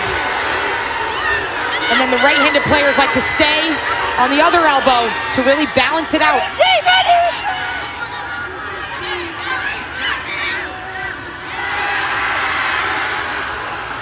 3 straight turnovers for Northwestern. Nearly Rachel Clark couldn't scoop up the ground ball. Gives another chance for this Wildcats offense. The shot clock did not reset because Clark never had firm possession. So only 10 seconds here. Lucy Monroe trying to squeeze it in. And now that's a third consecutive turnover. There wasn't much time left on the shot clock, so just trying to force it in there, but not a great pass, and Taylor not able to handle that. Each of these teams with 3 turnovers in this second half. Boston College hasn't attempted a shot this quarter. Their defense has protected the lead, though, 7-6. I was expecting coming out of that halftime break that both of these teams will respond with a renewed energy. And adjustments. A lot of times you see these legendary coaches, Acacia Walker and Kelly Monty-Hiller, make adjustments in real time. Stolen away. Jane Hansen. Now this Northwestern defense has come out in this second half shot out of a cannon. They've forced 4 turnovers. BC 0 shots. They've just failed to capitalize on the extra possession on the offensive end. Still looking for that equalizing goal. They've had plenty of opportunities. BC with 11 caused turnovers and Northwestern with 10 caused turnovers already, just in the third quarter. That is really impressive. It shows the aggression on both sides. Both of these teams' defense is stealing the headlines in this semifinal. Miles, not a great angle there, and Boston College wins the run out. Closest to the ball, wins possession. That's huge for Shea Baker to run out that and get that possession. That's something we've seen this Boston College defense communicate through a lot of times this season, are those end-line runouts. At a stage like this, that's a way that you can steal a couple of bonus possessions. It's being heads up to anticipate the end-line run out and get a head start. And it's another empty possession for Northwestern. Had a bunch of opportunities in this third quarter to tie it at 7. And Boston College, who had 18 shots in that first half, yet to register 1 in this second half. You see the constant communication on the interior portion of this Northwestern zone. Driscoll, wide open, makes Northwestern pay. A miscommunication in the zone. Molly Driscoll with green turf in front of her, cashes in, and BC's up by 2. Driscoll, the lefty, 39th goal this season. She attacks, pulls out, and then re-attacks, and that's what gets her open. Goes to cage hard and scores.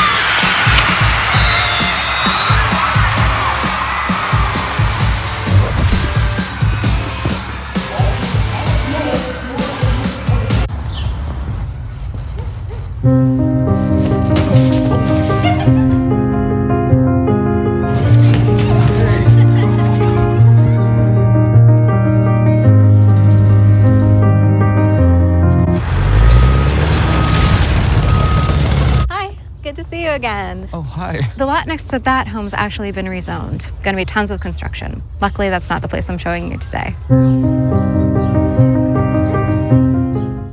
Love. So cute. But I don't know, something's off. Can my teeth be whiter? It's not your fault. Teeth naturally yellow over time. Dr. T, what's up? Reality checkup. Check this out. Just one kit of Crest 3D White Strips reveals your whitest smile. And it lasts 12 months. This smile for a year? I love. I know. Crest. Formula One returns. It's lights out and away we go.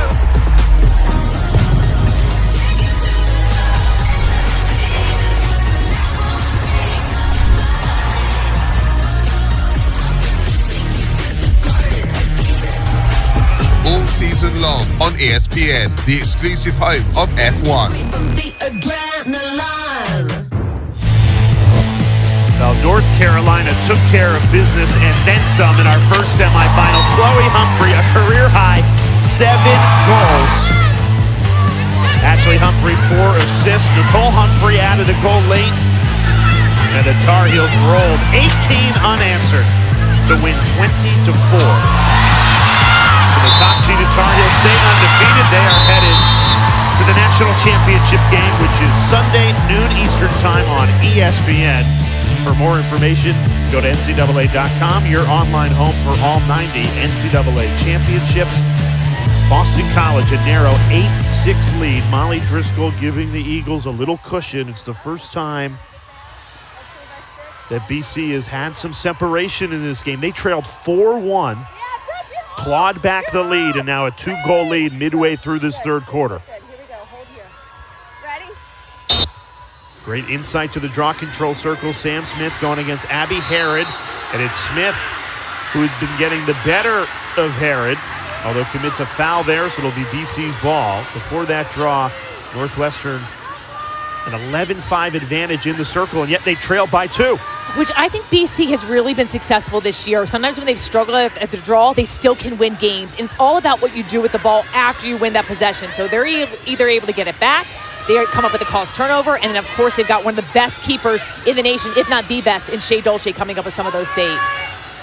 So the draw can often tell the story, but it's not everything. However, it's key to maintain that possession. Now, Northwestern, 6 possessions in this third quarter, 0 goals to show for it, 3 turnovers, and 0 for 3 shooting. Keep your eyes on number 2, 23 in purple, Sandy White occupying the inside, always checking in inside the 8-meter, trying to monitor cutters as the rover of that zone defense.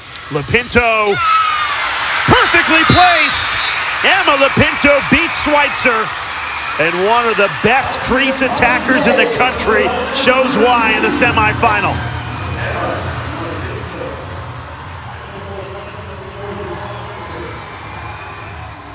It's Lopinto's IQ and awareness around the goal circle. She is constantly reading where the defense is sliding. Watch her slip right into space. She had Sammy White on her as she finished her cut, and then she curled back to the ball with her left hand up. For the younger players out there, this is why being two-handed is so important, because she's able to cut with her right hand over the top of the crease, curl back with her left, and she has a finishing ability on the doorstep that is equally as good with both her right and her left hand. We saw it on full display in their quarterfinal win against Yale, where she had a 5-goal run that truly sparked the Eagles to victory. That was unbelievable. She scored 5 straight goals in that Yale game. I mean, it was like the Lopinto show. And now BC with an 8-2 run, their largest lead of the day. Bottom hand, leave it out. I need your bottom hand out, leave it out there. Good, here we go. We love hearing these draw calls, the different color calls. So orange means something. They think it's going some direction. And this is going to be BC's ball. A hold call, it looks like. They're calling an off-ball hold on the circle. So you cannot hold or detain the person you're going up against on the circle. Shea Baker flips it up over her head to find McKenna Davis. Well, Boston College having scored 8 of the last 10 goals in the driver's seat here as we tick down near 5 minutes remaining in this third quarter. North Carolina awaiting the winner of this semifinal. Double team comes in on Clark, passing out of it. Good ball movement right now by BC, and it leads to shooting space and a free position for Mia Mascone.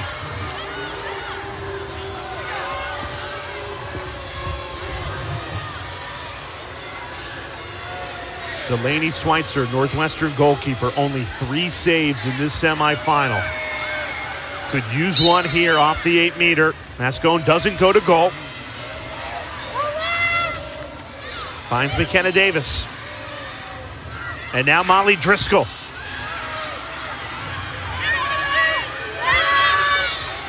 Another whistle on this possession. Looks like a 3 seconds violation. A delayed penalty. So the flag was up as Driscoll was driving, so a delayed penalty here.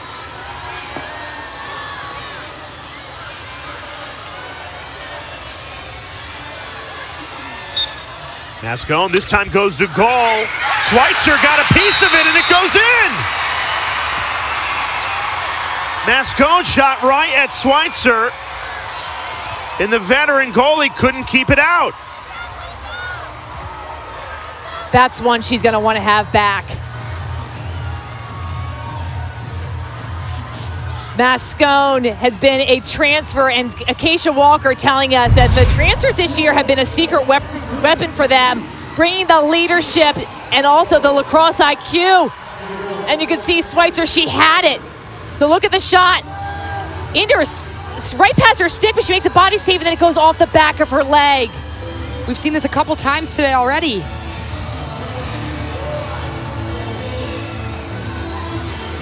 That's a tough one. We saw Shea Dolce with a similar situation also, making that save, and it rolls right back in.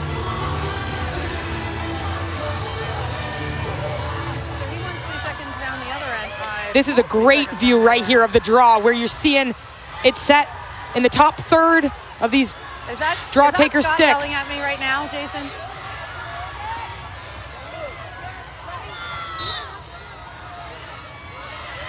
Right there was an incredible angle of the way that Sam Smith is able to get underneath the ball.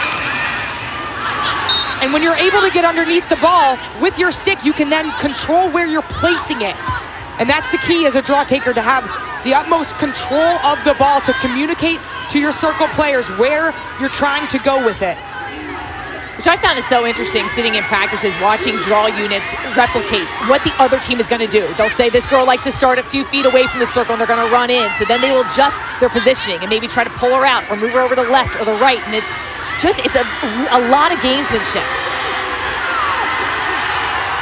Northwestern still looking for their first goal of this third quarter. Good opportunity coming on the 8-meter. They are shooting 0 for 4 in this third quarter. Meanwhile, Boston College is 3 for 3.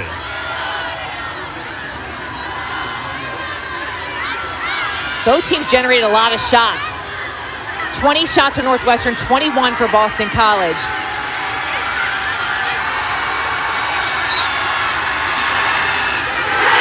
Dolce goes low to make the save off the 8-meter. Northwestern 1 for 4 on free positions in this semifinal. That's an area for Northwestern. They struggled in the Big Ten final against Maryland. They were 0 for 9 on free position shots. That was a game they were down 6-2. They learned a lot about in that game. They battled back.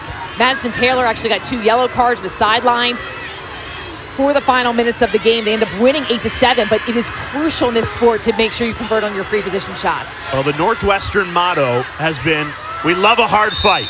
They are in a hard fight right now, trailing by 4 goals late in this third quarter. And I love what they said when we talked to them about that Big Ten championship game and how much they learned beating Maryland in the final seconds. They knew no game from then on out was going to be easy. Of course, they beat a very good Michigan team and then a Penn team in the quarterfinals to get to championship weekend. And number 4 in purple, Jane Hansen, was a big reason why with those takeaway checks that she demonstrated all season long. Big Ten MVP of that tournament. We talked to Rachel Clark about that. When she's on you, do you have to be aware of where your stick is? And she was like, yes, she's caught me a few times. You got to be hyper aware of where she is at all times. And Northwestern's back in the man-to-man. Jane Hansen matched up with Rachel Clark. 10 seconds to shoot. Shot clock winding down. Themelis. Davis, no angle. Schweitzer got a piece of it. Ricochets all the way back to Shea Baker with a fresh shot clock. See Shea Baker, the captain, signaling, just settle down, take a breath. Perfect time for a reset. A third quarter that Boston College has dominated, keeping Northwestern scoreless. They have extended their lead to 4, trying to finish the quarter strong.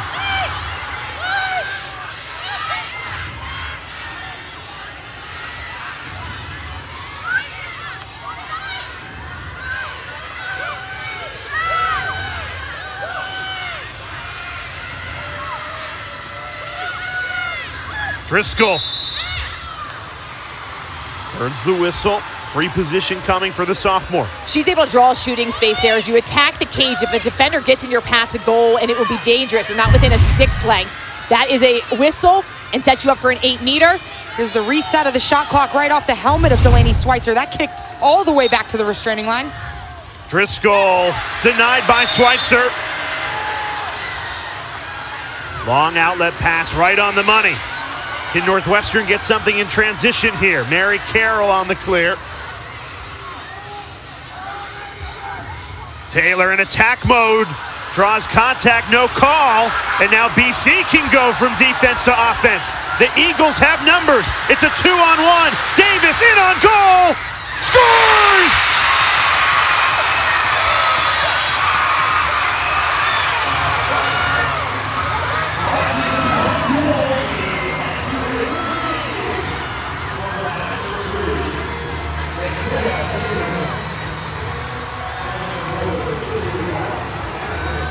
An end-to-end effort all the way from the defensive end. It was a collapse by Devin Russell and Michaela O'Connor. Morgan Smith picks up the ground ball, kicks it to Mia Mascone, triggering a transition break, but it's the fast ball movement that beats the Northwestern transition defense. We've seen the rate at which this Boston College offense can generate assisted opportunities with their ball movement. They just went the length of the field doing the same thing. McKenna Davis is having a game. 3 goals, 2 assists. And it's almost like she took that pass in slow motion. She got to cage understanding that she needed to fake Delaney Schweitzer, throws in the fakes, finishes and scores. Been impressed really with how aggressive she is attacking the cage. A hat trick for Davis. The assist from Emma Lapinto. Madison Taylor with 40 seconds remaining in this third quarter. Northwestern scoreless since the halftime break. Desperate to find something to take into the fourth quarter. Foul off ball. Looks like there's too many players on the field for Boston College. Draw taker Abby Harrod went over the line, so that looks like what the referees are talking about, the offsides call.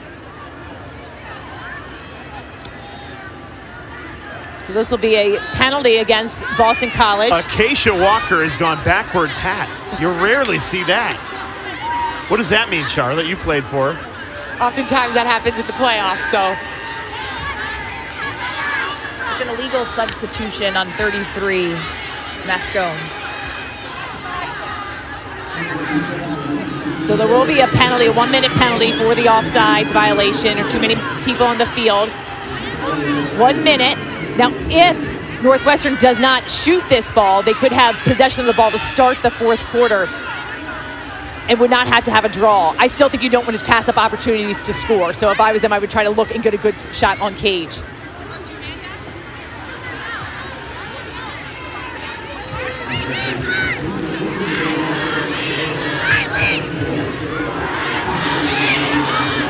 Pinellas and Mascone are both in the box. So is this a 7-on-5 for Northwestern? Potentially illegal substitution and offsides, which would be 2 separate penalties. That's correct, Char. Illegal substitution by Mia Mascone and Themelis with the green card, offsides. Great clarification. So this is an awesome opportunity for Northwestern to find something. BC playing 2 women down on the power play.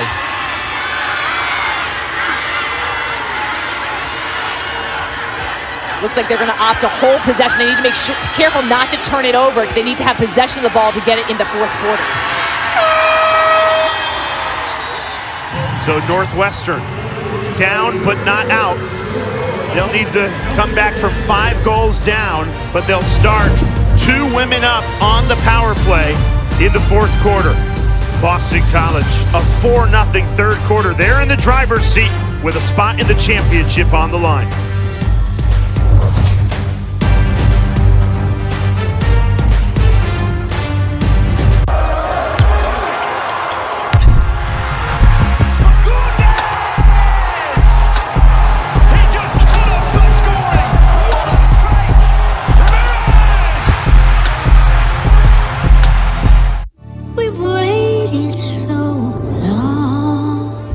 To the Women's College World Series heats up as softball's elite look to punch their ticket to OKC. Are you ready? Because here they come. We will send 8 winners to the Women's College World Series.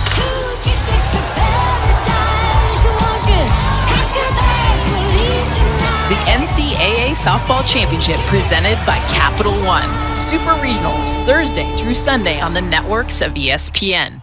The UFL is the spring football league. More of what you love. The atmosphere, the intensity. Must see for every football fan. The United Football League. All season long on ESPN, ABC, and ESPN+. Formula One returns. It's lights out and away we go.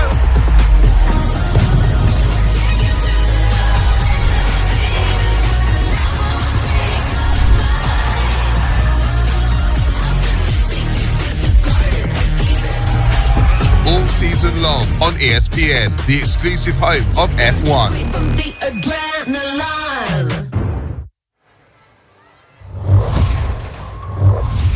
Coach, Northwestern down, but certainly not out. How do you close out the fourth quarter? We just have to handle the pressure offensively. They're coming out really hard in the ride and in settled defense. I think we just have to handle the pressure. I think that we're a little frantic still, but we'll be all right. Held them scoreless defensively in the third quarter. What do you make of your defensive performance? Yeah, they're playing out of their minds. Shea is doing such a great job. I think just the midfield, the draws, and the offense have to carry their load. Thanks, Coach. Thank you. Well, Boston College dominated that third quarter. A 4-0 scoring surge. Sheehan, what was the difference? I just think they came out in attack mode, the passing, finding open players, and then defensively really shutting down this Northwestern offense. And they're playing at hyper speed with the ball movement, adjusting to that zone defense that Northwestern came out in, trying to get those assisted opportunities. Northwestern in that third quarter, 0 for 5, 4 turnovers. So they need to become more clinical in this fourth quarter if they want to meet North Carolina in Sunday's championship, noon Eastern time on ESPN. They do start on the power play. 2 women up. This is a 7-on-5 to start the fourth quarter, Sheehan. A massive opportunity. This is a must-score possession right here for Northwestern. No one picks up Monroe. She just keeps going. Stings the corner and cashes in on the power play. Boston College, 2 women down. Didn't have the defender to spare to slide to Monroe. And Northwestern strikes after a scoreless third quarter. They score 15 seconds into the fourth. Coming off a 2-goal performance against Penn, Monroe, this was a much-needed goal right here, and I like her patience. Looked like she was trying to draw something, pump fake, and then just got a better opportunity. Instead of releasing that from out far, she just brings it in. I think it's very tough for Shea Dolte to read this. You can see her reflexes trying to move and adjust, and she just comes in uncontested, and that's what's going to happen when you're playing defense, 2 players down. a critical moment, and Northwestern was able to capitalize on that.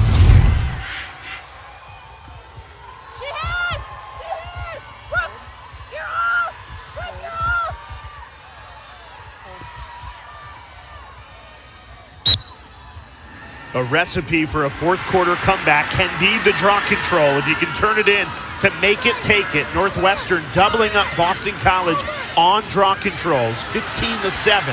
Sam Smith wins it to herself there. She is so in control when she's able to keep it close. You see the subtle pop right over her shoulder, keeps it within her frame. It doesn't go out to the circle to become a 50-50 ball. That's when she's operating at her best. Boston College still face guarding Maddie Taylor. She's done a nice job in this game trying to get open, but in that third quarter, she didn't handle the ball a lot. Bolig trying to split the double team. Draws contact, no call. Boston College defender stays down. That's Caitlin Cole, the freshman.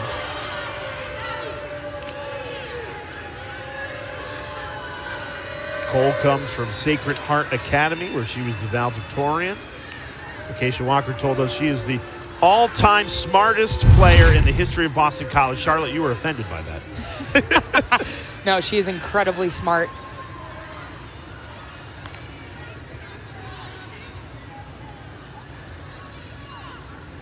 She hits the ground hard. Hate to see when a player goes down. Just looks like, does her legs get tangled up? It collides with Kylie Colbert. That was eagle on eagle there.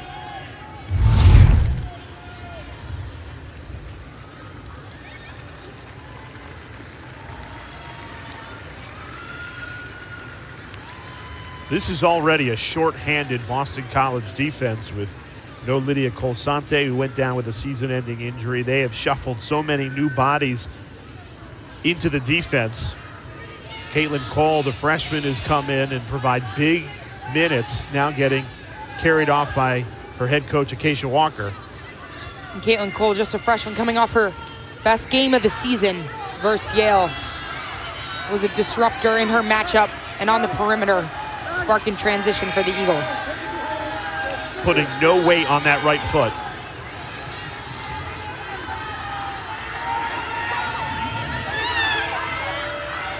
Boston College trying to protect a 4-goal lead in this fourth quarter.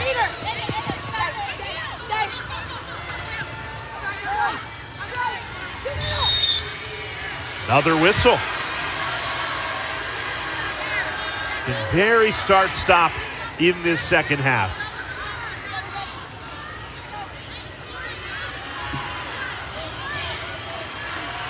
And it's a free position for Emerson Bolig. Northwestern just 1 for 4 on free positions in this semifinal. Look at the setup of the two Boston College players to the right. Number 47, Colbert, is going to push her. Bolig goes to goal, but misses it high. A lot of times you see that on that stick side defender of the shooter to try to get a little push or an extra, like a little, faster, explosive, to try to get a piece of that shot.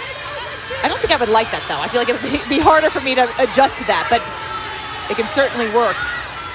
It's just a matter of inches. If you can deflect the shot with a stick, that can make all the difference. Change the trajectory. So another free position. The Wildcats now 1 for 5 after they missed the last one with Bolig. This one belongs to Madison Taylor. They've also passed out of 3 free positions. Taylor takes it in, through contact, and scores! It's a hat trick for Madison Taylor. She has now scored at least 3 goals in 30 of her last 32 games. Remarkable consistency. And that goal brings Northwestern back within 3. Consistency, Jay, and efficiency. She is one of the most efficient shooters that we have seen in college lacrosse. She uses that explosive step to get on the doorstep. And she enters the crease, but they're saying she was pushed in. So this goal will stand. She's able to get underneath the defensive pressure of Shea Baker.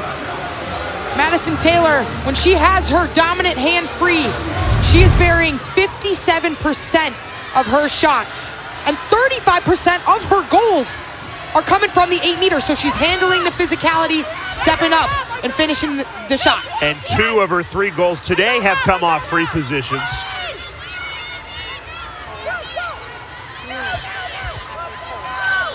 I like how when she goes for those free position shots, she shortens her stick with that bottom hand.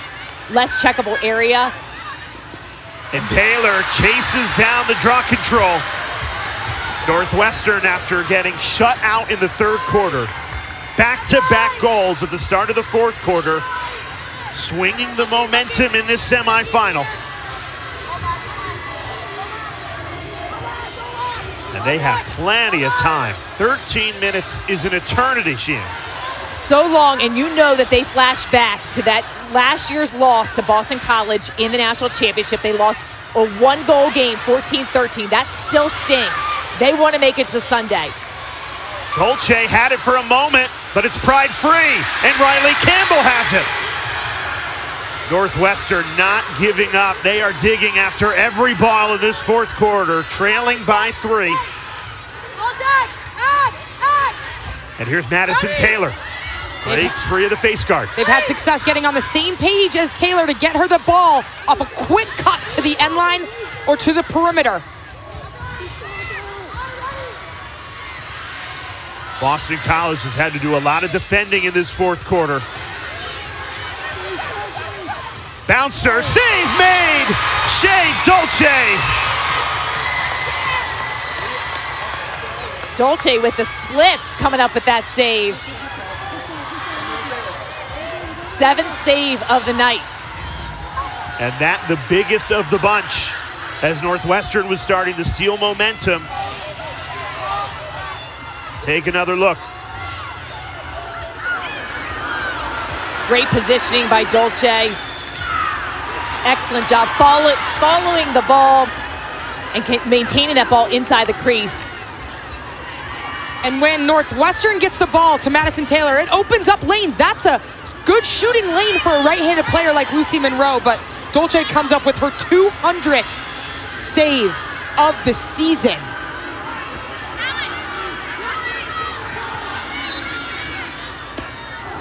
Off the foot of Schweitzer. Colarusso denied on the 8-meter.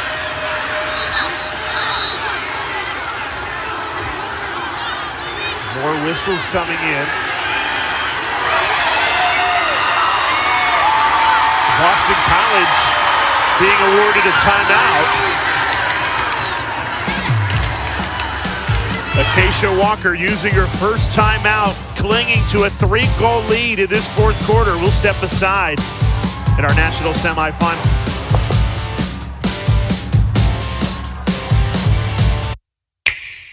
When you decide to step up to this kind of play, this kind of fun, this kind of experience. Holy! Hey guys. Let the games begin. Nintendo Switch 2. Rated everyone. Today, I choose us how to screen us for colon cancer. Here, on my land, not theirs. Give me Cologuard or give me... We can do that for you. What, no battle? Nope. Just a prescription. Victory! Cologuard is an effective and non-invasive colon cancer screening test. False positive and negative results may occur. Those at high risk should use colonoscopy. Skip the drama. Ask your provider or request Cologuard online. All I wanted to do was help kids and families. Bank of America was just so important with getting things started. I feel we are growing together with Bank of America. Had the opportunity to meet with Bank of America. That's what lifts communities like ours. What would you like the power to do? Bank of America. Contact one of our local business specialists at bankofamerica.com/local business. The road to the Women's College World Series heats up as softball's elite look to punch their ticket to OKC. The NCAA Softball Championship Super Regionals, Thursday through Sunday on the networks of ESPN. The NCAA Women's Lacrosse Championship is brought to you by McDonald's.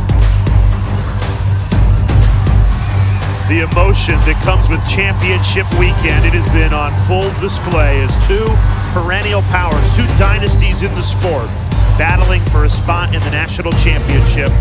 Number 1 North Carolina, they secured their spot earlier today, awaiting the winner of this game. Championship Sunday, noon Eastern on ESPN. Boston College coming out of the timeout, a 3-goal lead. Northwestern outscoring the Eagles 2-0 in this fourth quarter to cut the lead to 3. Acacia Walker, 7-0 in national semifinals. 11 minutes and change away from making it a remarkable 8-0.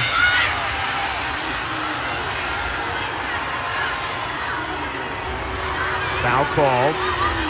It looked like some good defensive pressure, but they're going to put Rachel Clark on the 8-meter. One of the most dangerous finishers in the sport. Clark goes over the top. Too much on it. 30 seconds left on the shot clock for Boston College. Clark trying to muscle her way in, loses possession. Colbert keeps it alive, 20 seconds on the shot clock. This Northwestern man-to-man defense is collapsing quickly on the inside. Driscoll with 8 seconds to shoot. Double teamed. Far away from the goal with 4 seconds on the shot clock. That's a shot clock violation. Northwestern's defense delivers coming out of that Boston College timeout.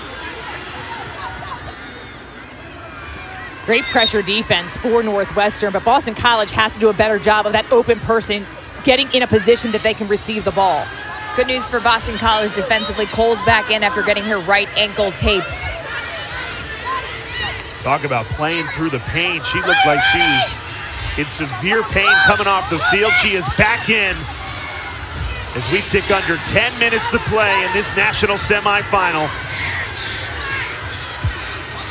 Two perennial powers, a game that has lived up to the hype.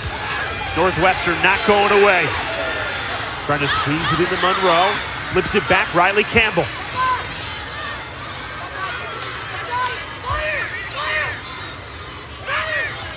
And now Nikki Miles trying to break free.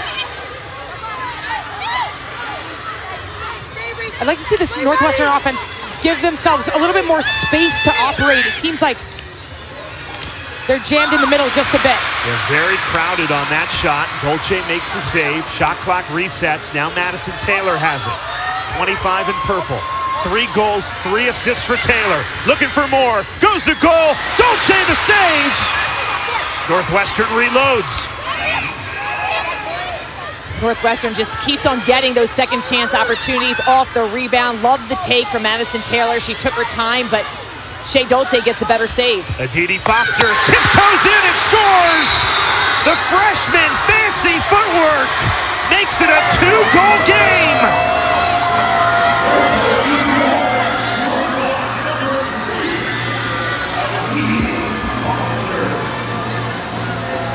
Aditi Foster is the left-handed dynamic player in this crease area. She uses that 2-player game, the pick action with Taylor, and just the presence of Madison Taylor right there. Even though she doesn't make contact with defender Julia Hodel, it gives Aditi Foster room to work, and she's able to get underneath, feeling the pressure, taking a step back, realizing where she has leverage, and gets to the inside. Aditi Foster had the game-winning goal in the Big Ten championship game versus Maryland. Madison Taylor was out of the game with 2 yellow cards, and she stepped up in the clutch. Just a freshman, but she has a bright future ahead. She was that hero in that Big Ten championship game, just a workhorse. Kelly and Monty Hill are telling us that she was recruited late in the process. Committed going into her senior year, but had her sights set on Northwestern. Sam Smith wins the draw for Northwestern. The Wildcats have had All 4 draw controls in this fourth quarter go their way after being shut out in the third quarter, outscoring BC 3-0 in the fourth. They've got all the momentum right now.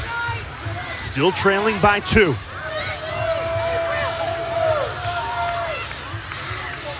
We've talked about it. Possession is going to be key.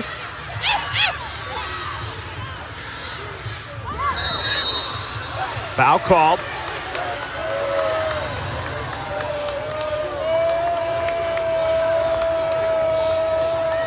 Maddie Taylor is going to get possession of this ball once again from that hash mark. Great for a left-handed player. We've seen her. What she does is she chokes up on that stick from the bottom and just penetrates to the inside. Now this is who you want on the 8-meter if you're Northwestern. At times, it's like Madison Taylor is playing with a magic stick. Charges in and scores! Taylor beats Dolce to make it a 1-goal game.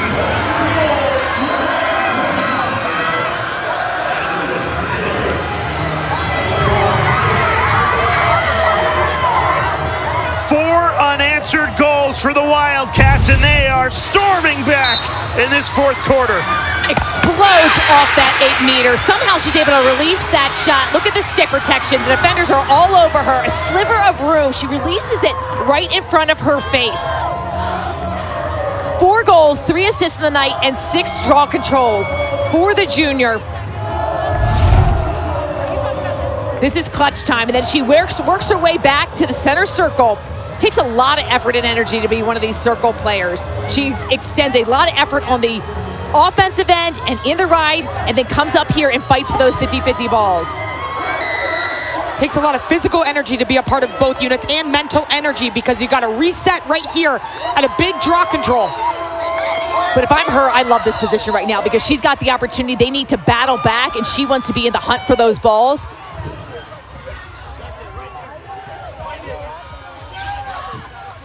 Northwestern with the edge and draw control, 17-7 for Boston College. BC's not 1-1 in this fourth quarter.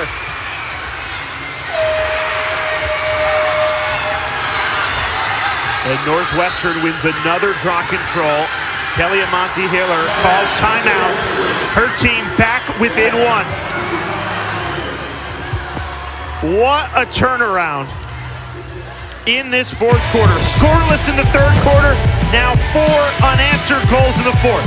They have turned up the heat. Monroe gets this shot. This is when they're warming up, and Maddie Taylor exploding off the 8-meter, willing their team back. And they've been operating on this left side of the field with Madison Taylor and Aditi Foster. Madison Taylor draws so much attention, handles physicality, is able to get to that 8-meter and bury through contact. But the draw control has had a tremendous impact, especially in the second half of this game. And Northwestern scoreless in that third quarter, trailing 11-6, and just got the sense down but not out. This Northwestern team under Kelly Amonte Hiller, they're never out of a game. The motto, we love a hard fight. They brought a hard fight in this fourth quarter. They are battling the Big Ten champions and that championship DNA that's embedded in the Wildcats culture showing up in this fourth quarter. We heard in Dana's interview with Kelly Amonte Hiller also, there's going to be ups and downs in this game, and it's the way you respond. This is fighting to have a spot in the national championship game on Sunday. That third quarter was not a quarter that was great for them offensively, but they've responded in this fourth quarter, and now BC has been held without a goal. And you look at the draw control stat, 6 of those 18 draws belong to Maddie Taylor. Another 6 belong to Sam Smith. So the connection between those two at the draw circle has been very evident. So Northwestern dominating the draw. That has changed the momentum in this fourth quarter, executing offensively, limiting the turnovers. What does Boston College need to do to swing this momentum around because they're on the back heels now. They need possession. So they've in the lead of this game, even with the domination of draw controls for Northwestern, because they've got more saves and done a better job with the caused turnovers. But they need a stop here. They've got to get the ball on their end.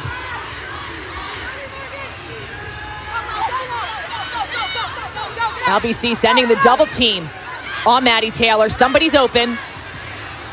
Monroe doesn't pull the trigger, sends it back out. Here's Riley Campbell, shakes free, and scores!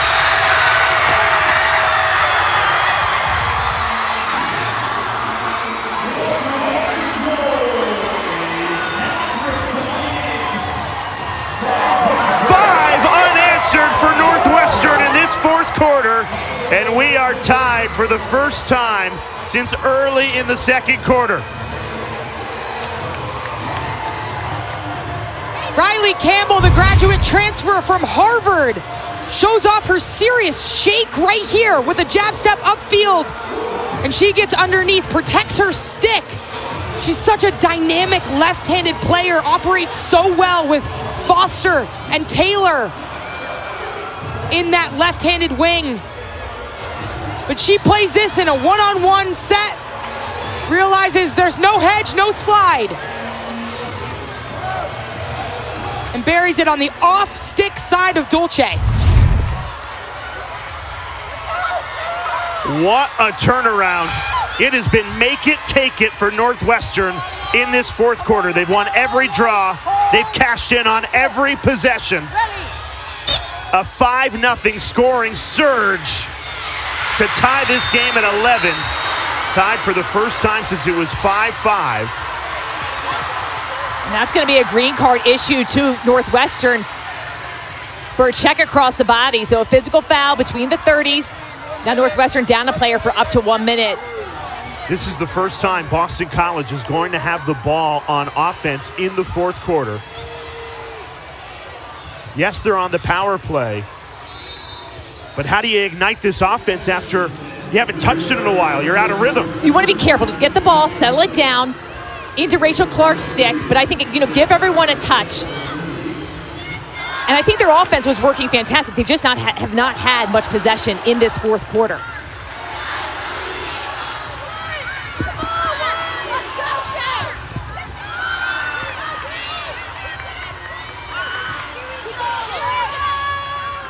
Woman up for another 30 seconds.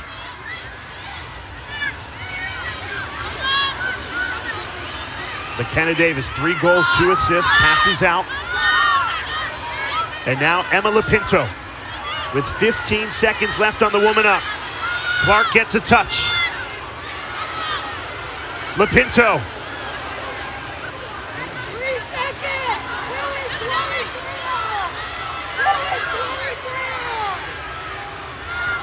Power play expires. Lapinto. Schweitzer got a piece of it. Battle for the ground ball rolls into the Northwestern crease. And the Wildcats can start the clear with 6 minutes remaining in regulation. It looked to me on that possession that BC was being a little too conservative, even being a player up. You want to make sure you're smart and take a high percentage shot, but they still can take risks. Similar to playing a zone defense, you have to dodge. Even when you're a man up and they're in a man down defense, you've got to dodge to get defenses to collapse and then open up off of the ball movement. Madison Taylor, 4 goals, 3 assists to her name. Passes inside. Sam Smith fires Northwestern in front.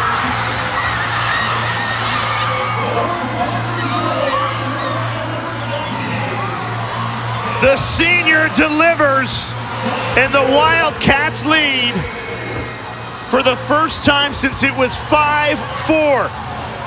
6 unanswered goals in this fourth quarter.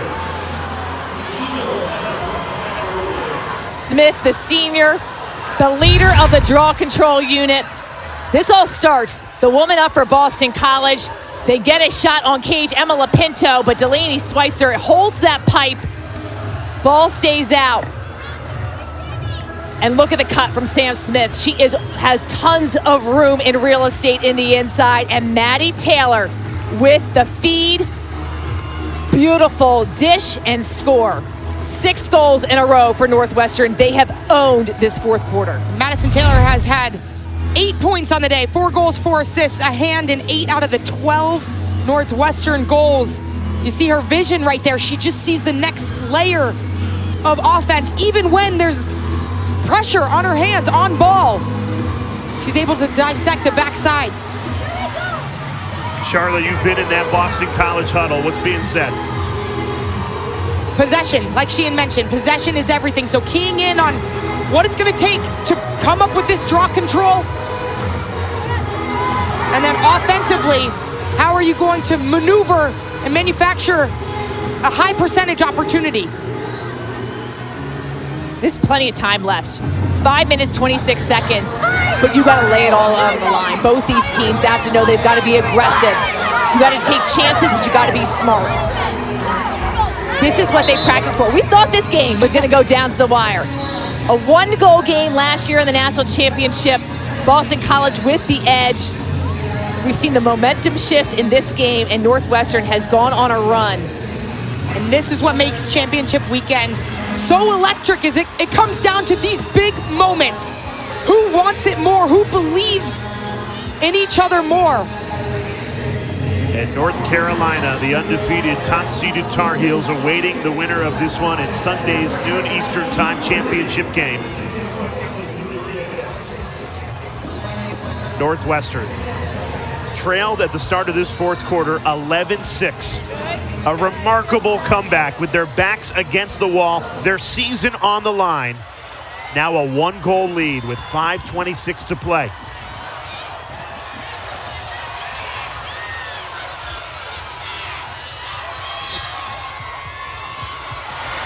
Sam Smith scoops up the draw control after she just scored the go-ahead goal. Smith doing it all. She can excel at winning the ball to herself up in the air, and then also that run out. She had a disadvantage from the start. She was behind the player of Herod and still is able to beat her to the ball to get possession. And she's always aware of where she has space on the circle. I think that's one of the most underrated skills a draw taker can have, is when you're able to place it multiple spots and you realize, where do you have space? And you try to go there.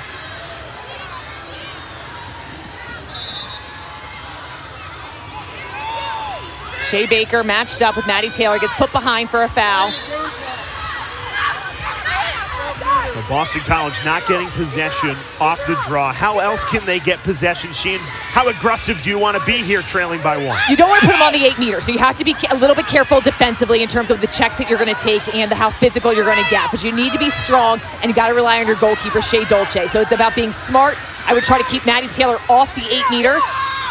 We've seen how effective she's been at that.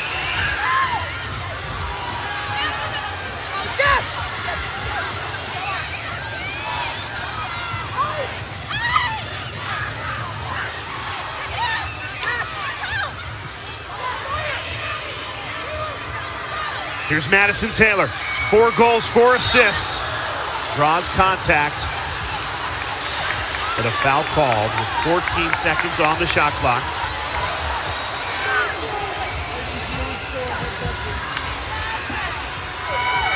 Maddie Taylor back at a familiar position right now.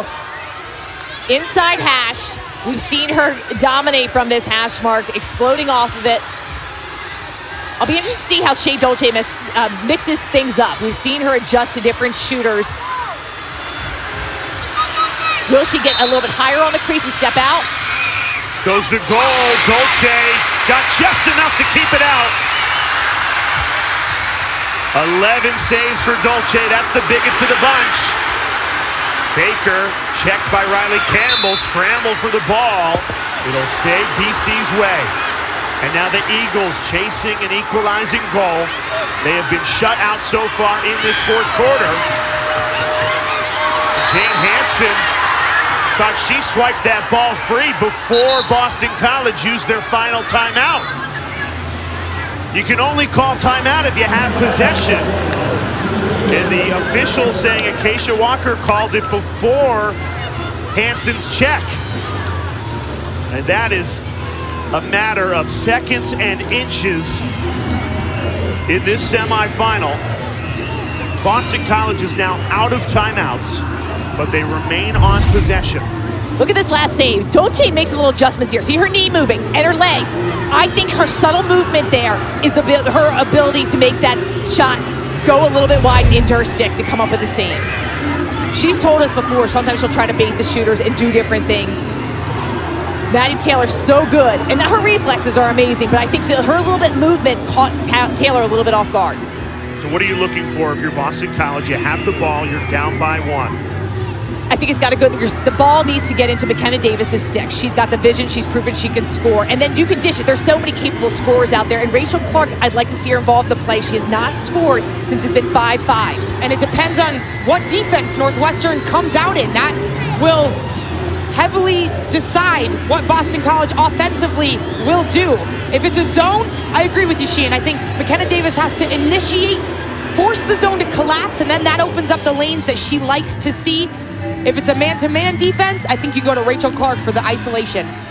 Charlotte, to your point in the huddle, Coach Acacia Walker is saying as soon as the ball gets set into play, the attackers need to look over to the sidelines for the play to be called in. So awareness and no hesitation once they see those cards go up on the sidelines. Number 1, North Carolina awaiting the winner of this phenomenal semifinal in Sunday's championship, noon Eastern time on ESPN.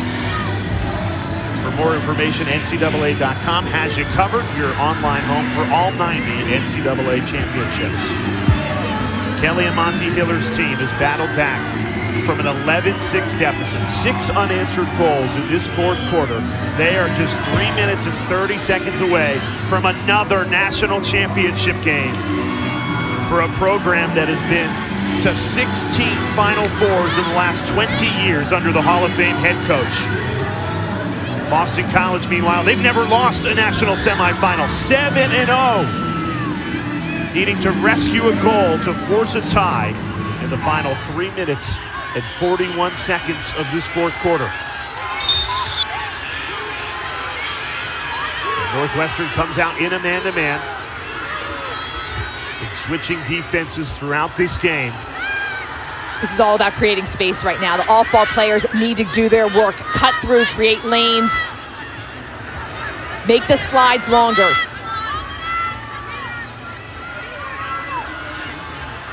BC has not had much of the ball in this fourth quarter. Out of rhythm, looking for Rachel Clark, and it's a turnover. It's been very hard to ignite this offense as Kelly Amonte Hiller takes a timeout.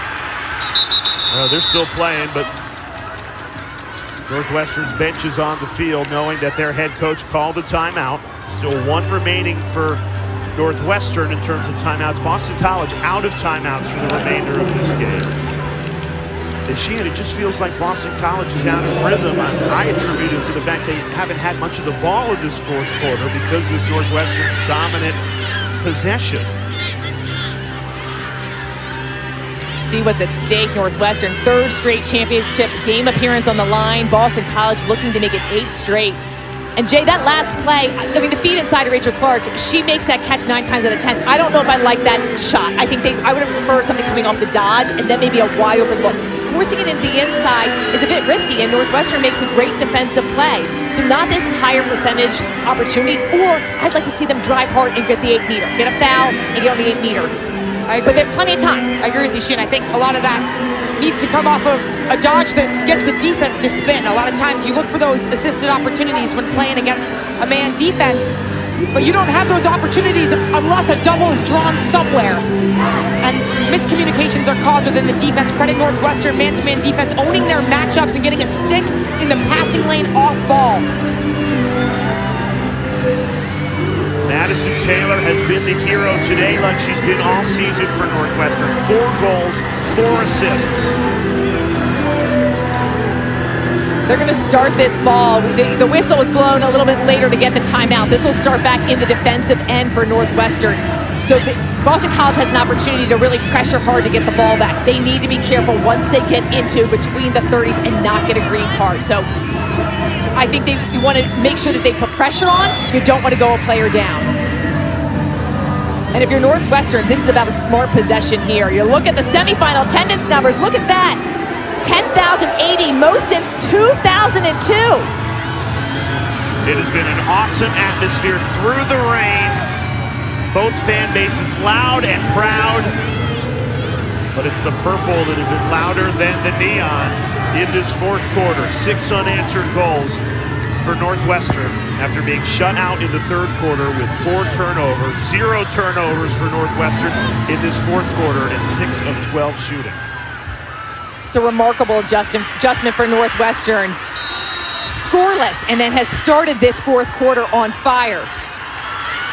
We tick under 3 minutes remaining in this national semifinal. Undefeated North Carolina awaiting the winner. Northwestern with possession, clinging to a 1-goal advantage. Sam Smith successfully clears that ball. She's been all over the field. We've mentioned her name at the draw control circle and, of course, in the goal scoring ability, but she's a two-way midfielder that logs a lot of minutes.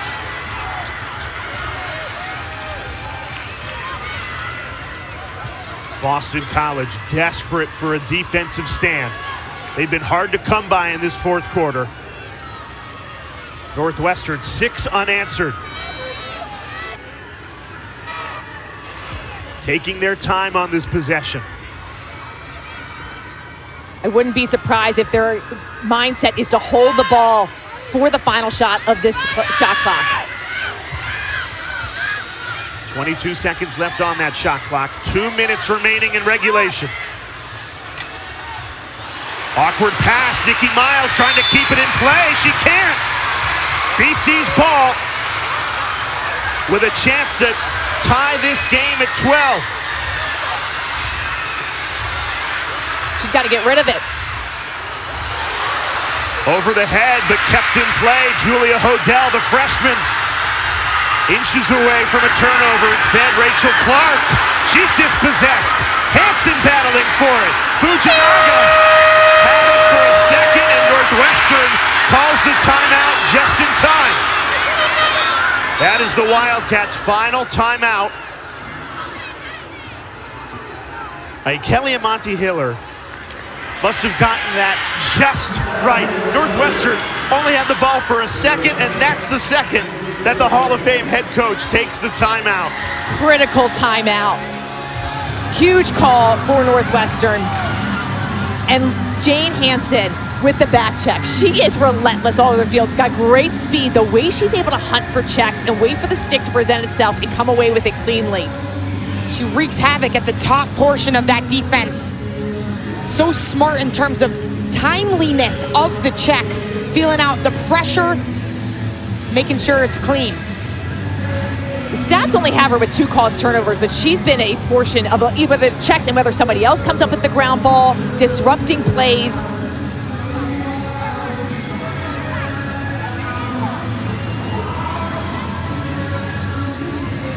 Great look inside the Boston College huddle. Head coach Acacia Walker, who's never lost a national semifinal. Her team knowing they need to steal this ball away. With Northwestern on possession. Shot clock adjusted to 63 seconds, so it looks like there's about a 19-second difference between game clock and shot clock.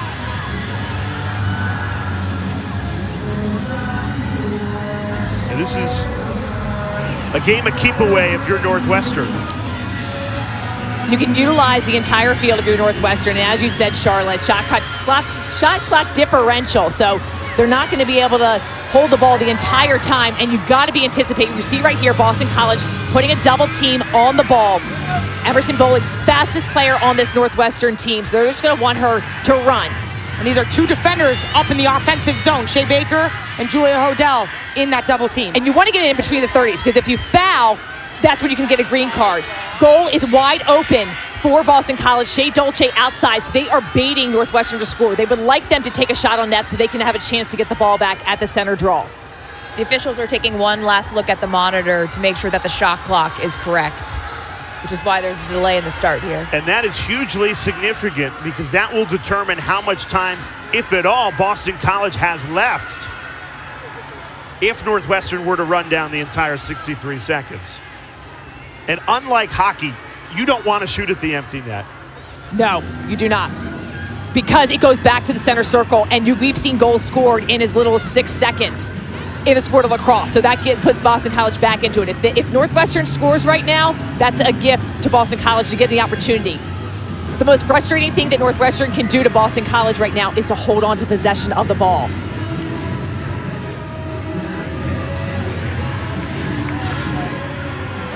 So with the change of possession, that shot clock goes back to 90 seconds, so a full possession clock, so they could hold it out. Northwestern can run this clock down.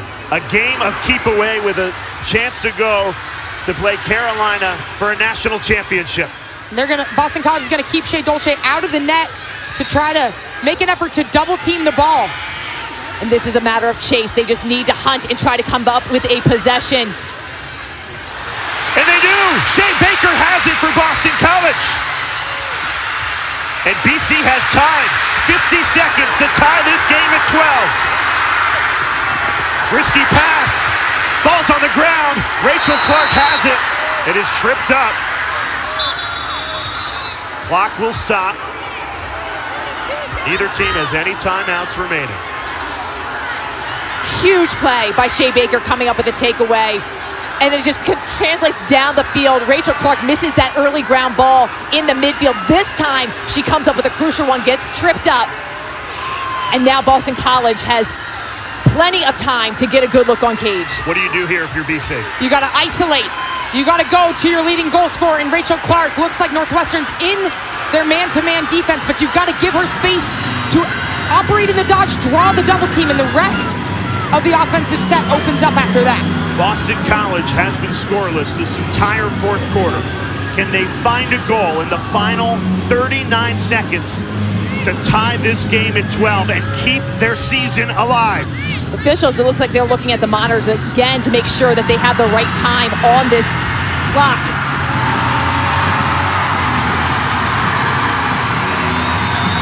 Boston College has only attempted 3 shots in this fourth quarter. They've missed all of them. I think the best dodger on this team is Rachel Clark. I want the ball in her stick, and we're told they're gonna add 2 seconds to the clock.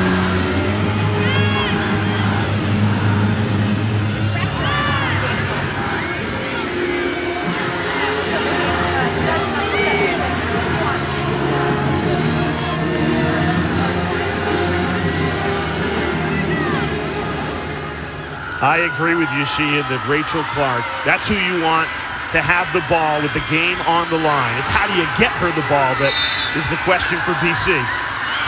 Right now she's set up on the backside, so Molly Driscoll is going to initiate. Driscoll lost the ball. And a foul comes in. You can't play without a stick. That's going to be a card.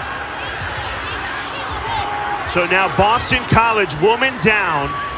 All Northwestern has to do is kill the 31 and a half seconds off this clock. The ball just slips out of Driscoll's stick. She loses the stick completely. Couldn't believe it. Uncharacteristic there. You can see her trying to go the pump fake, and it looks like maybe she thought it'd be intercepted and then go a player down. BC's got to be in hot mode and get the ball back. Well, they did it on the last possession, but now they're a woman down. Emerson Bolig running out of room. Looks like she stepped out of bounds. BC ball. 15 seconds to work with. They're a woman down. Season on the line. Mascone spins free. 8 seconds to go. Mascone. Save made. Delaney Schweitzer and Northwestern is headed to play for a national championship.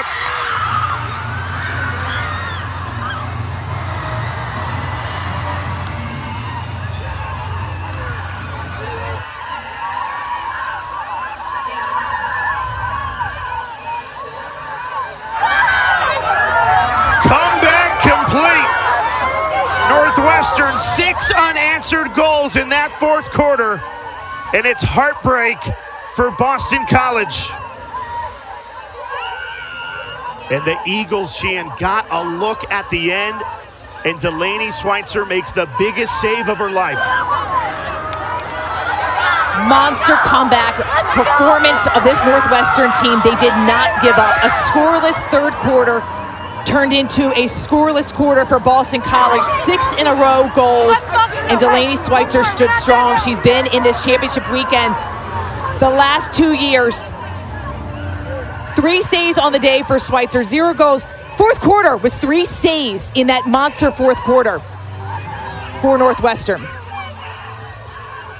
And an unbelievable performance by the draw team for Northwestern, led by Sam Smith, who had 7 draw controls.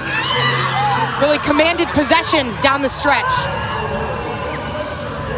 Boston College, they did have chances and looks, able to come up with some turnovers, so get them looks on cage and just some costly errors that will sting. And this is a team that has been so good this season, but you can feel the pain.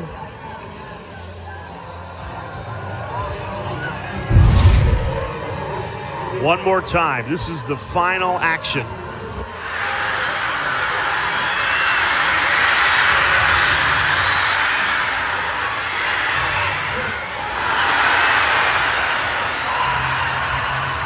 And that Delaney Schweitzer save has propelled Northwestern into the national championship game for a 3rd straight year, where they will take on undefeated North Carolina.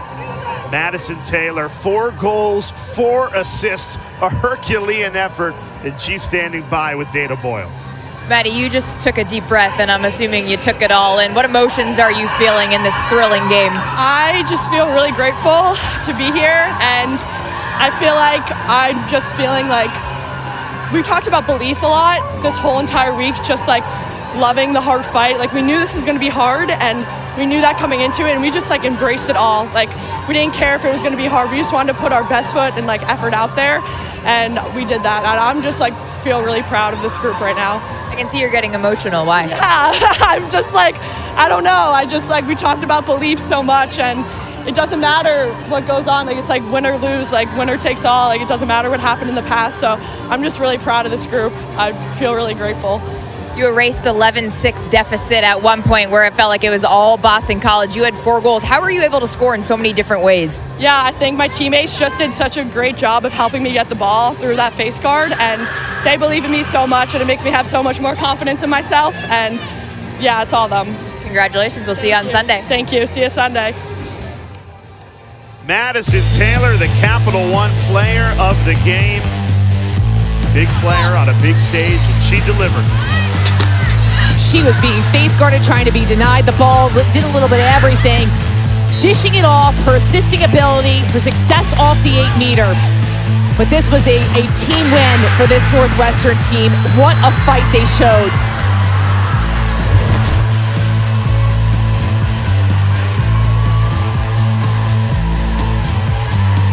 What did we say right at the end of the 3rd quarter? Northwestern down but not out. This program's never defeated. It's in the DNA. Kelly and Monty Hiller and Northwestern headed back to another national championship game where they will play undefeated #1 North Carolina. What a matchup that is going to be. The ACC champions against the Big Ten champions with a national championship on the line. Do not miss it. Sunday on main ESPN, noon Eastern Time.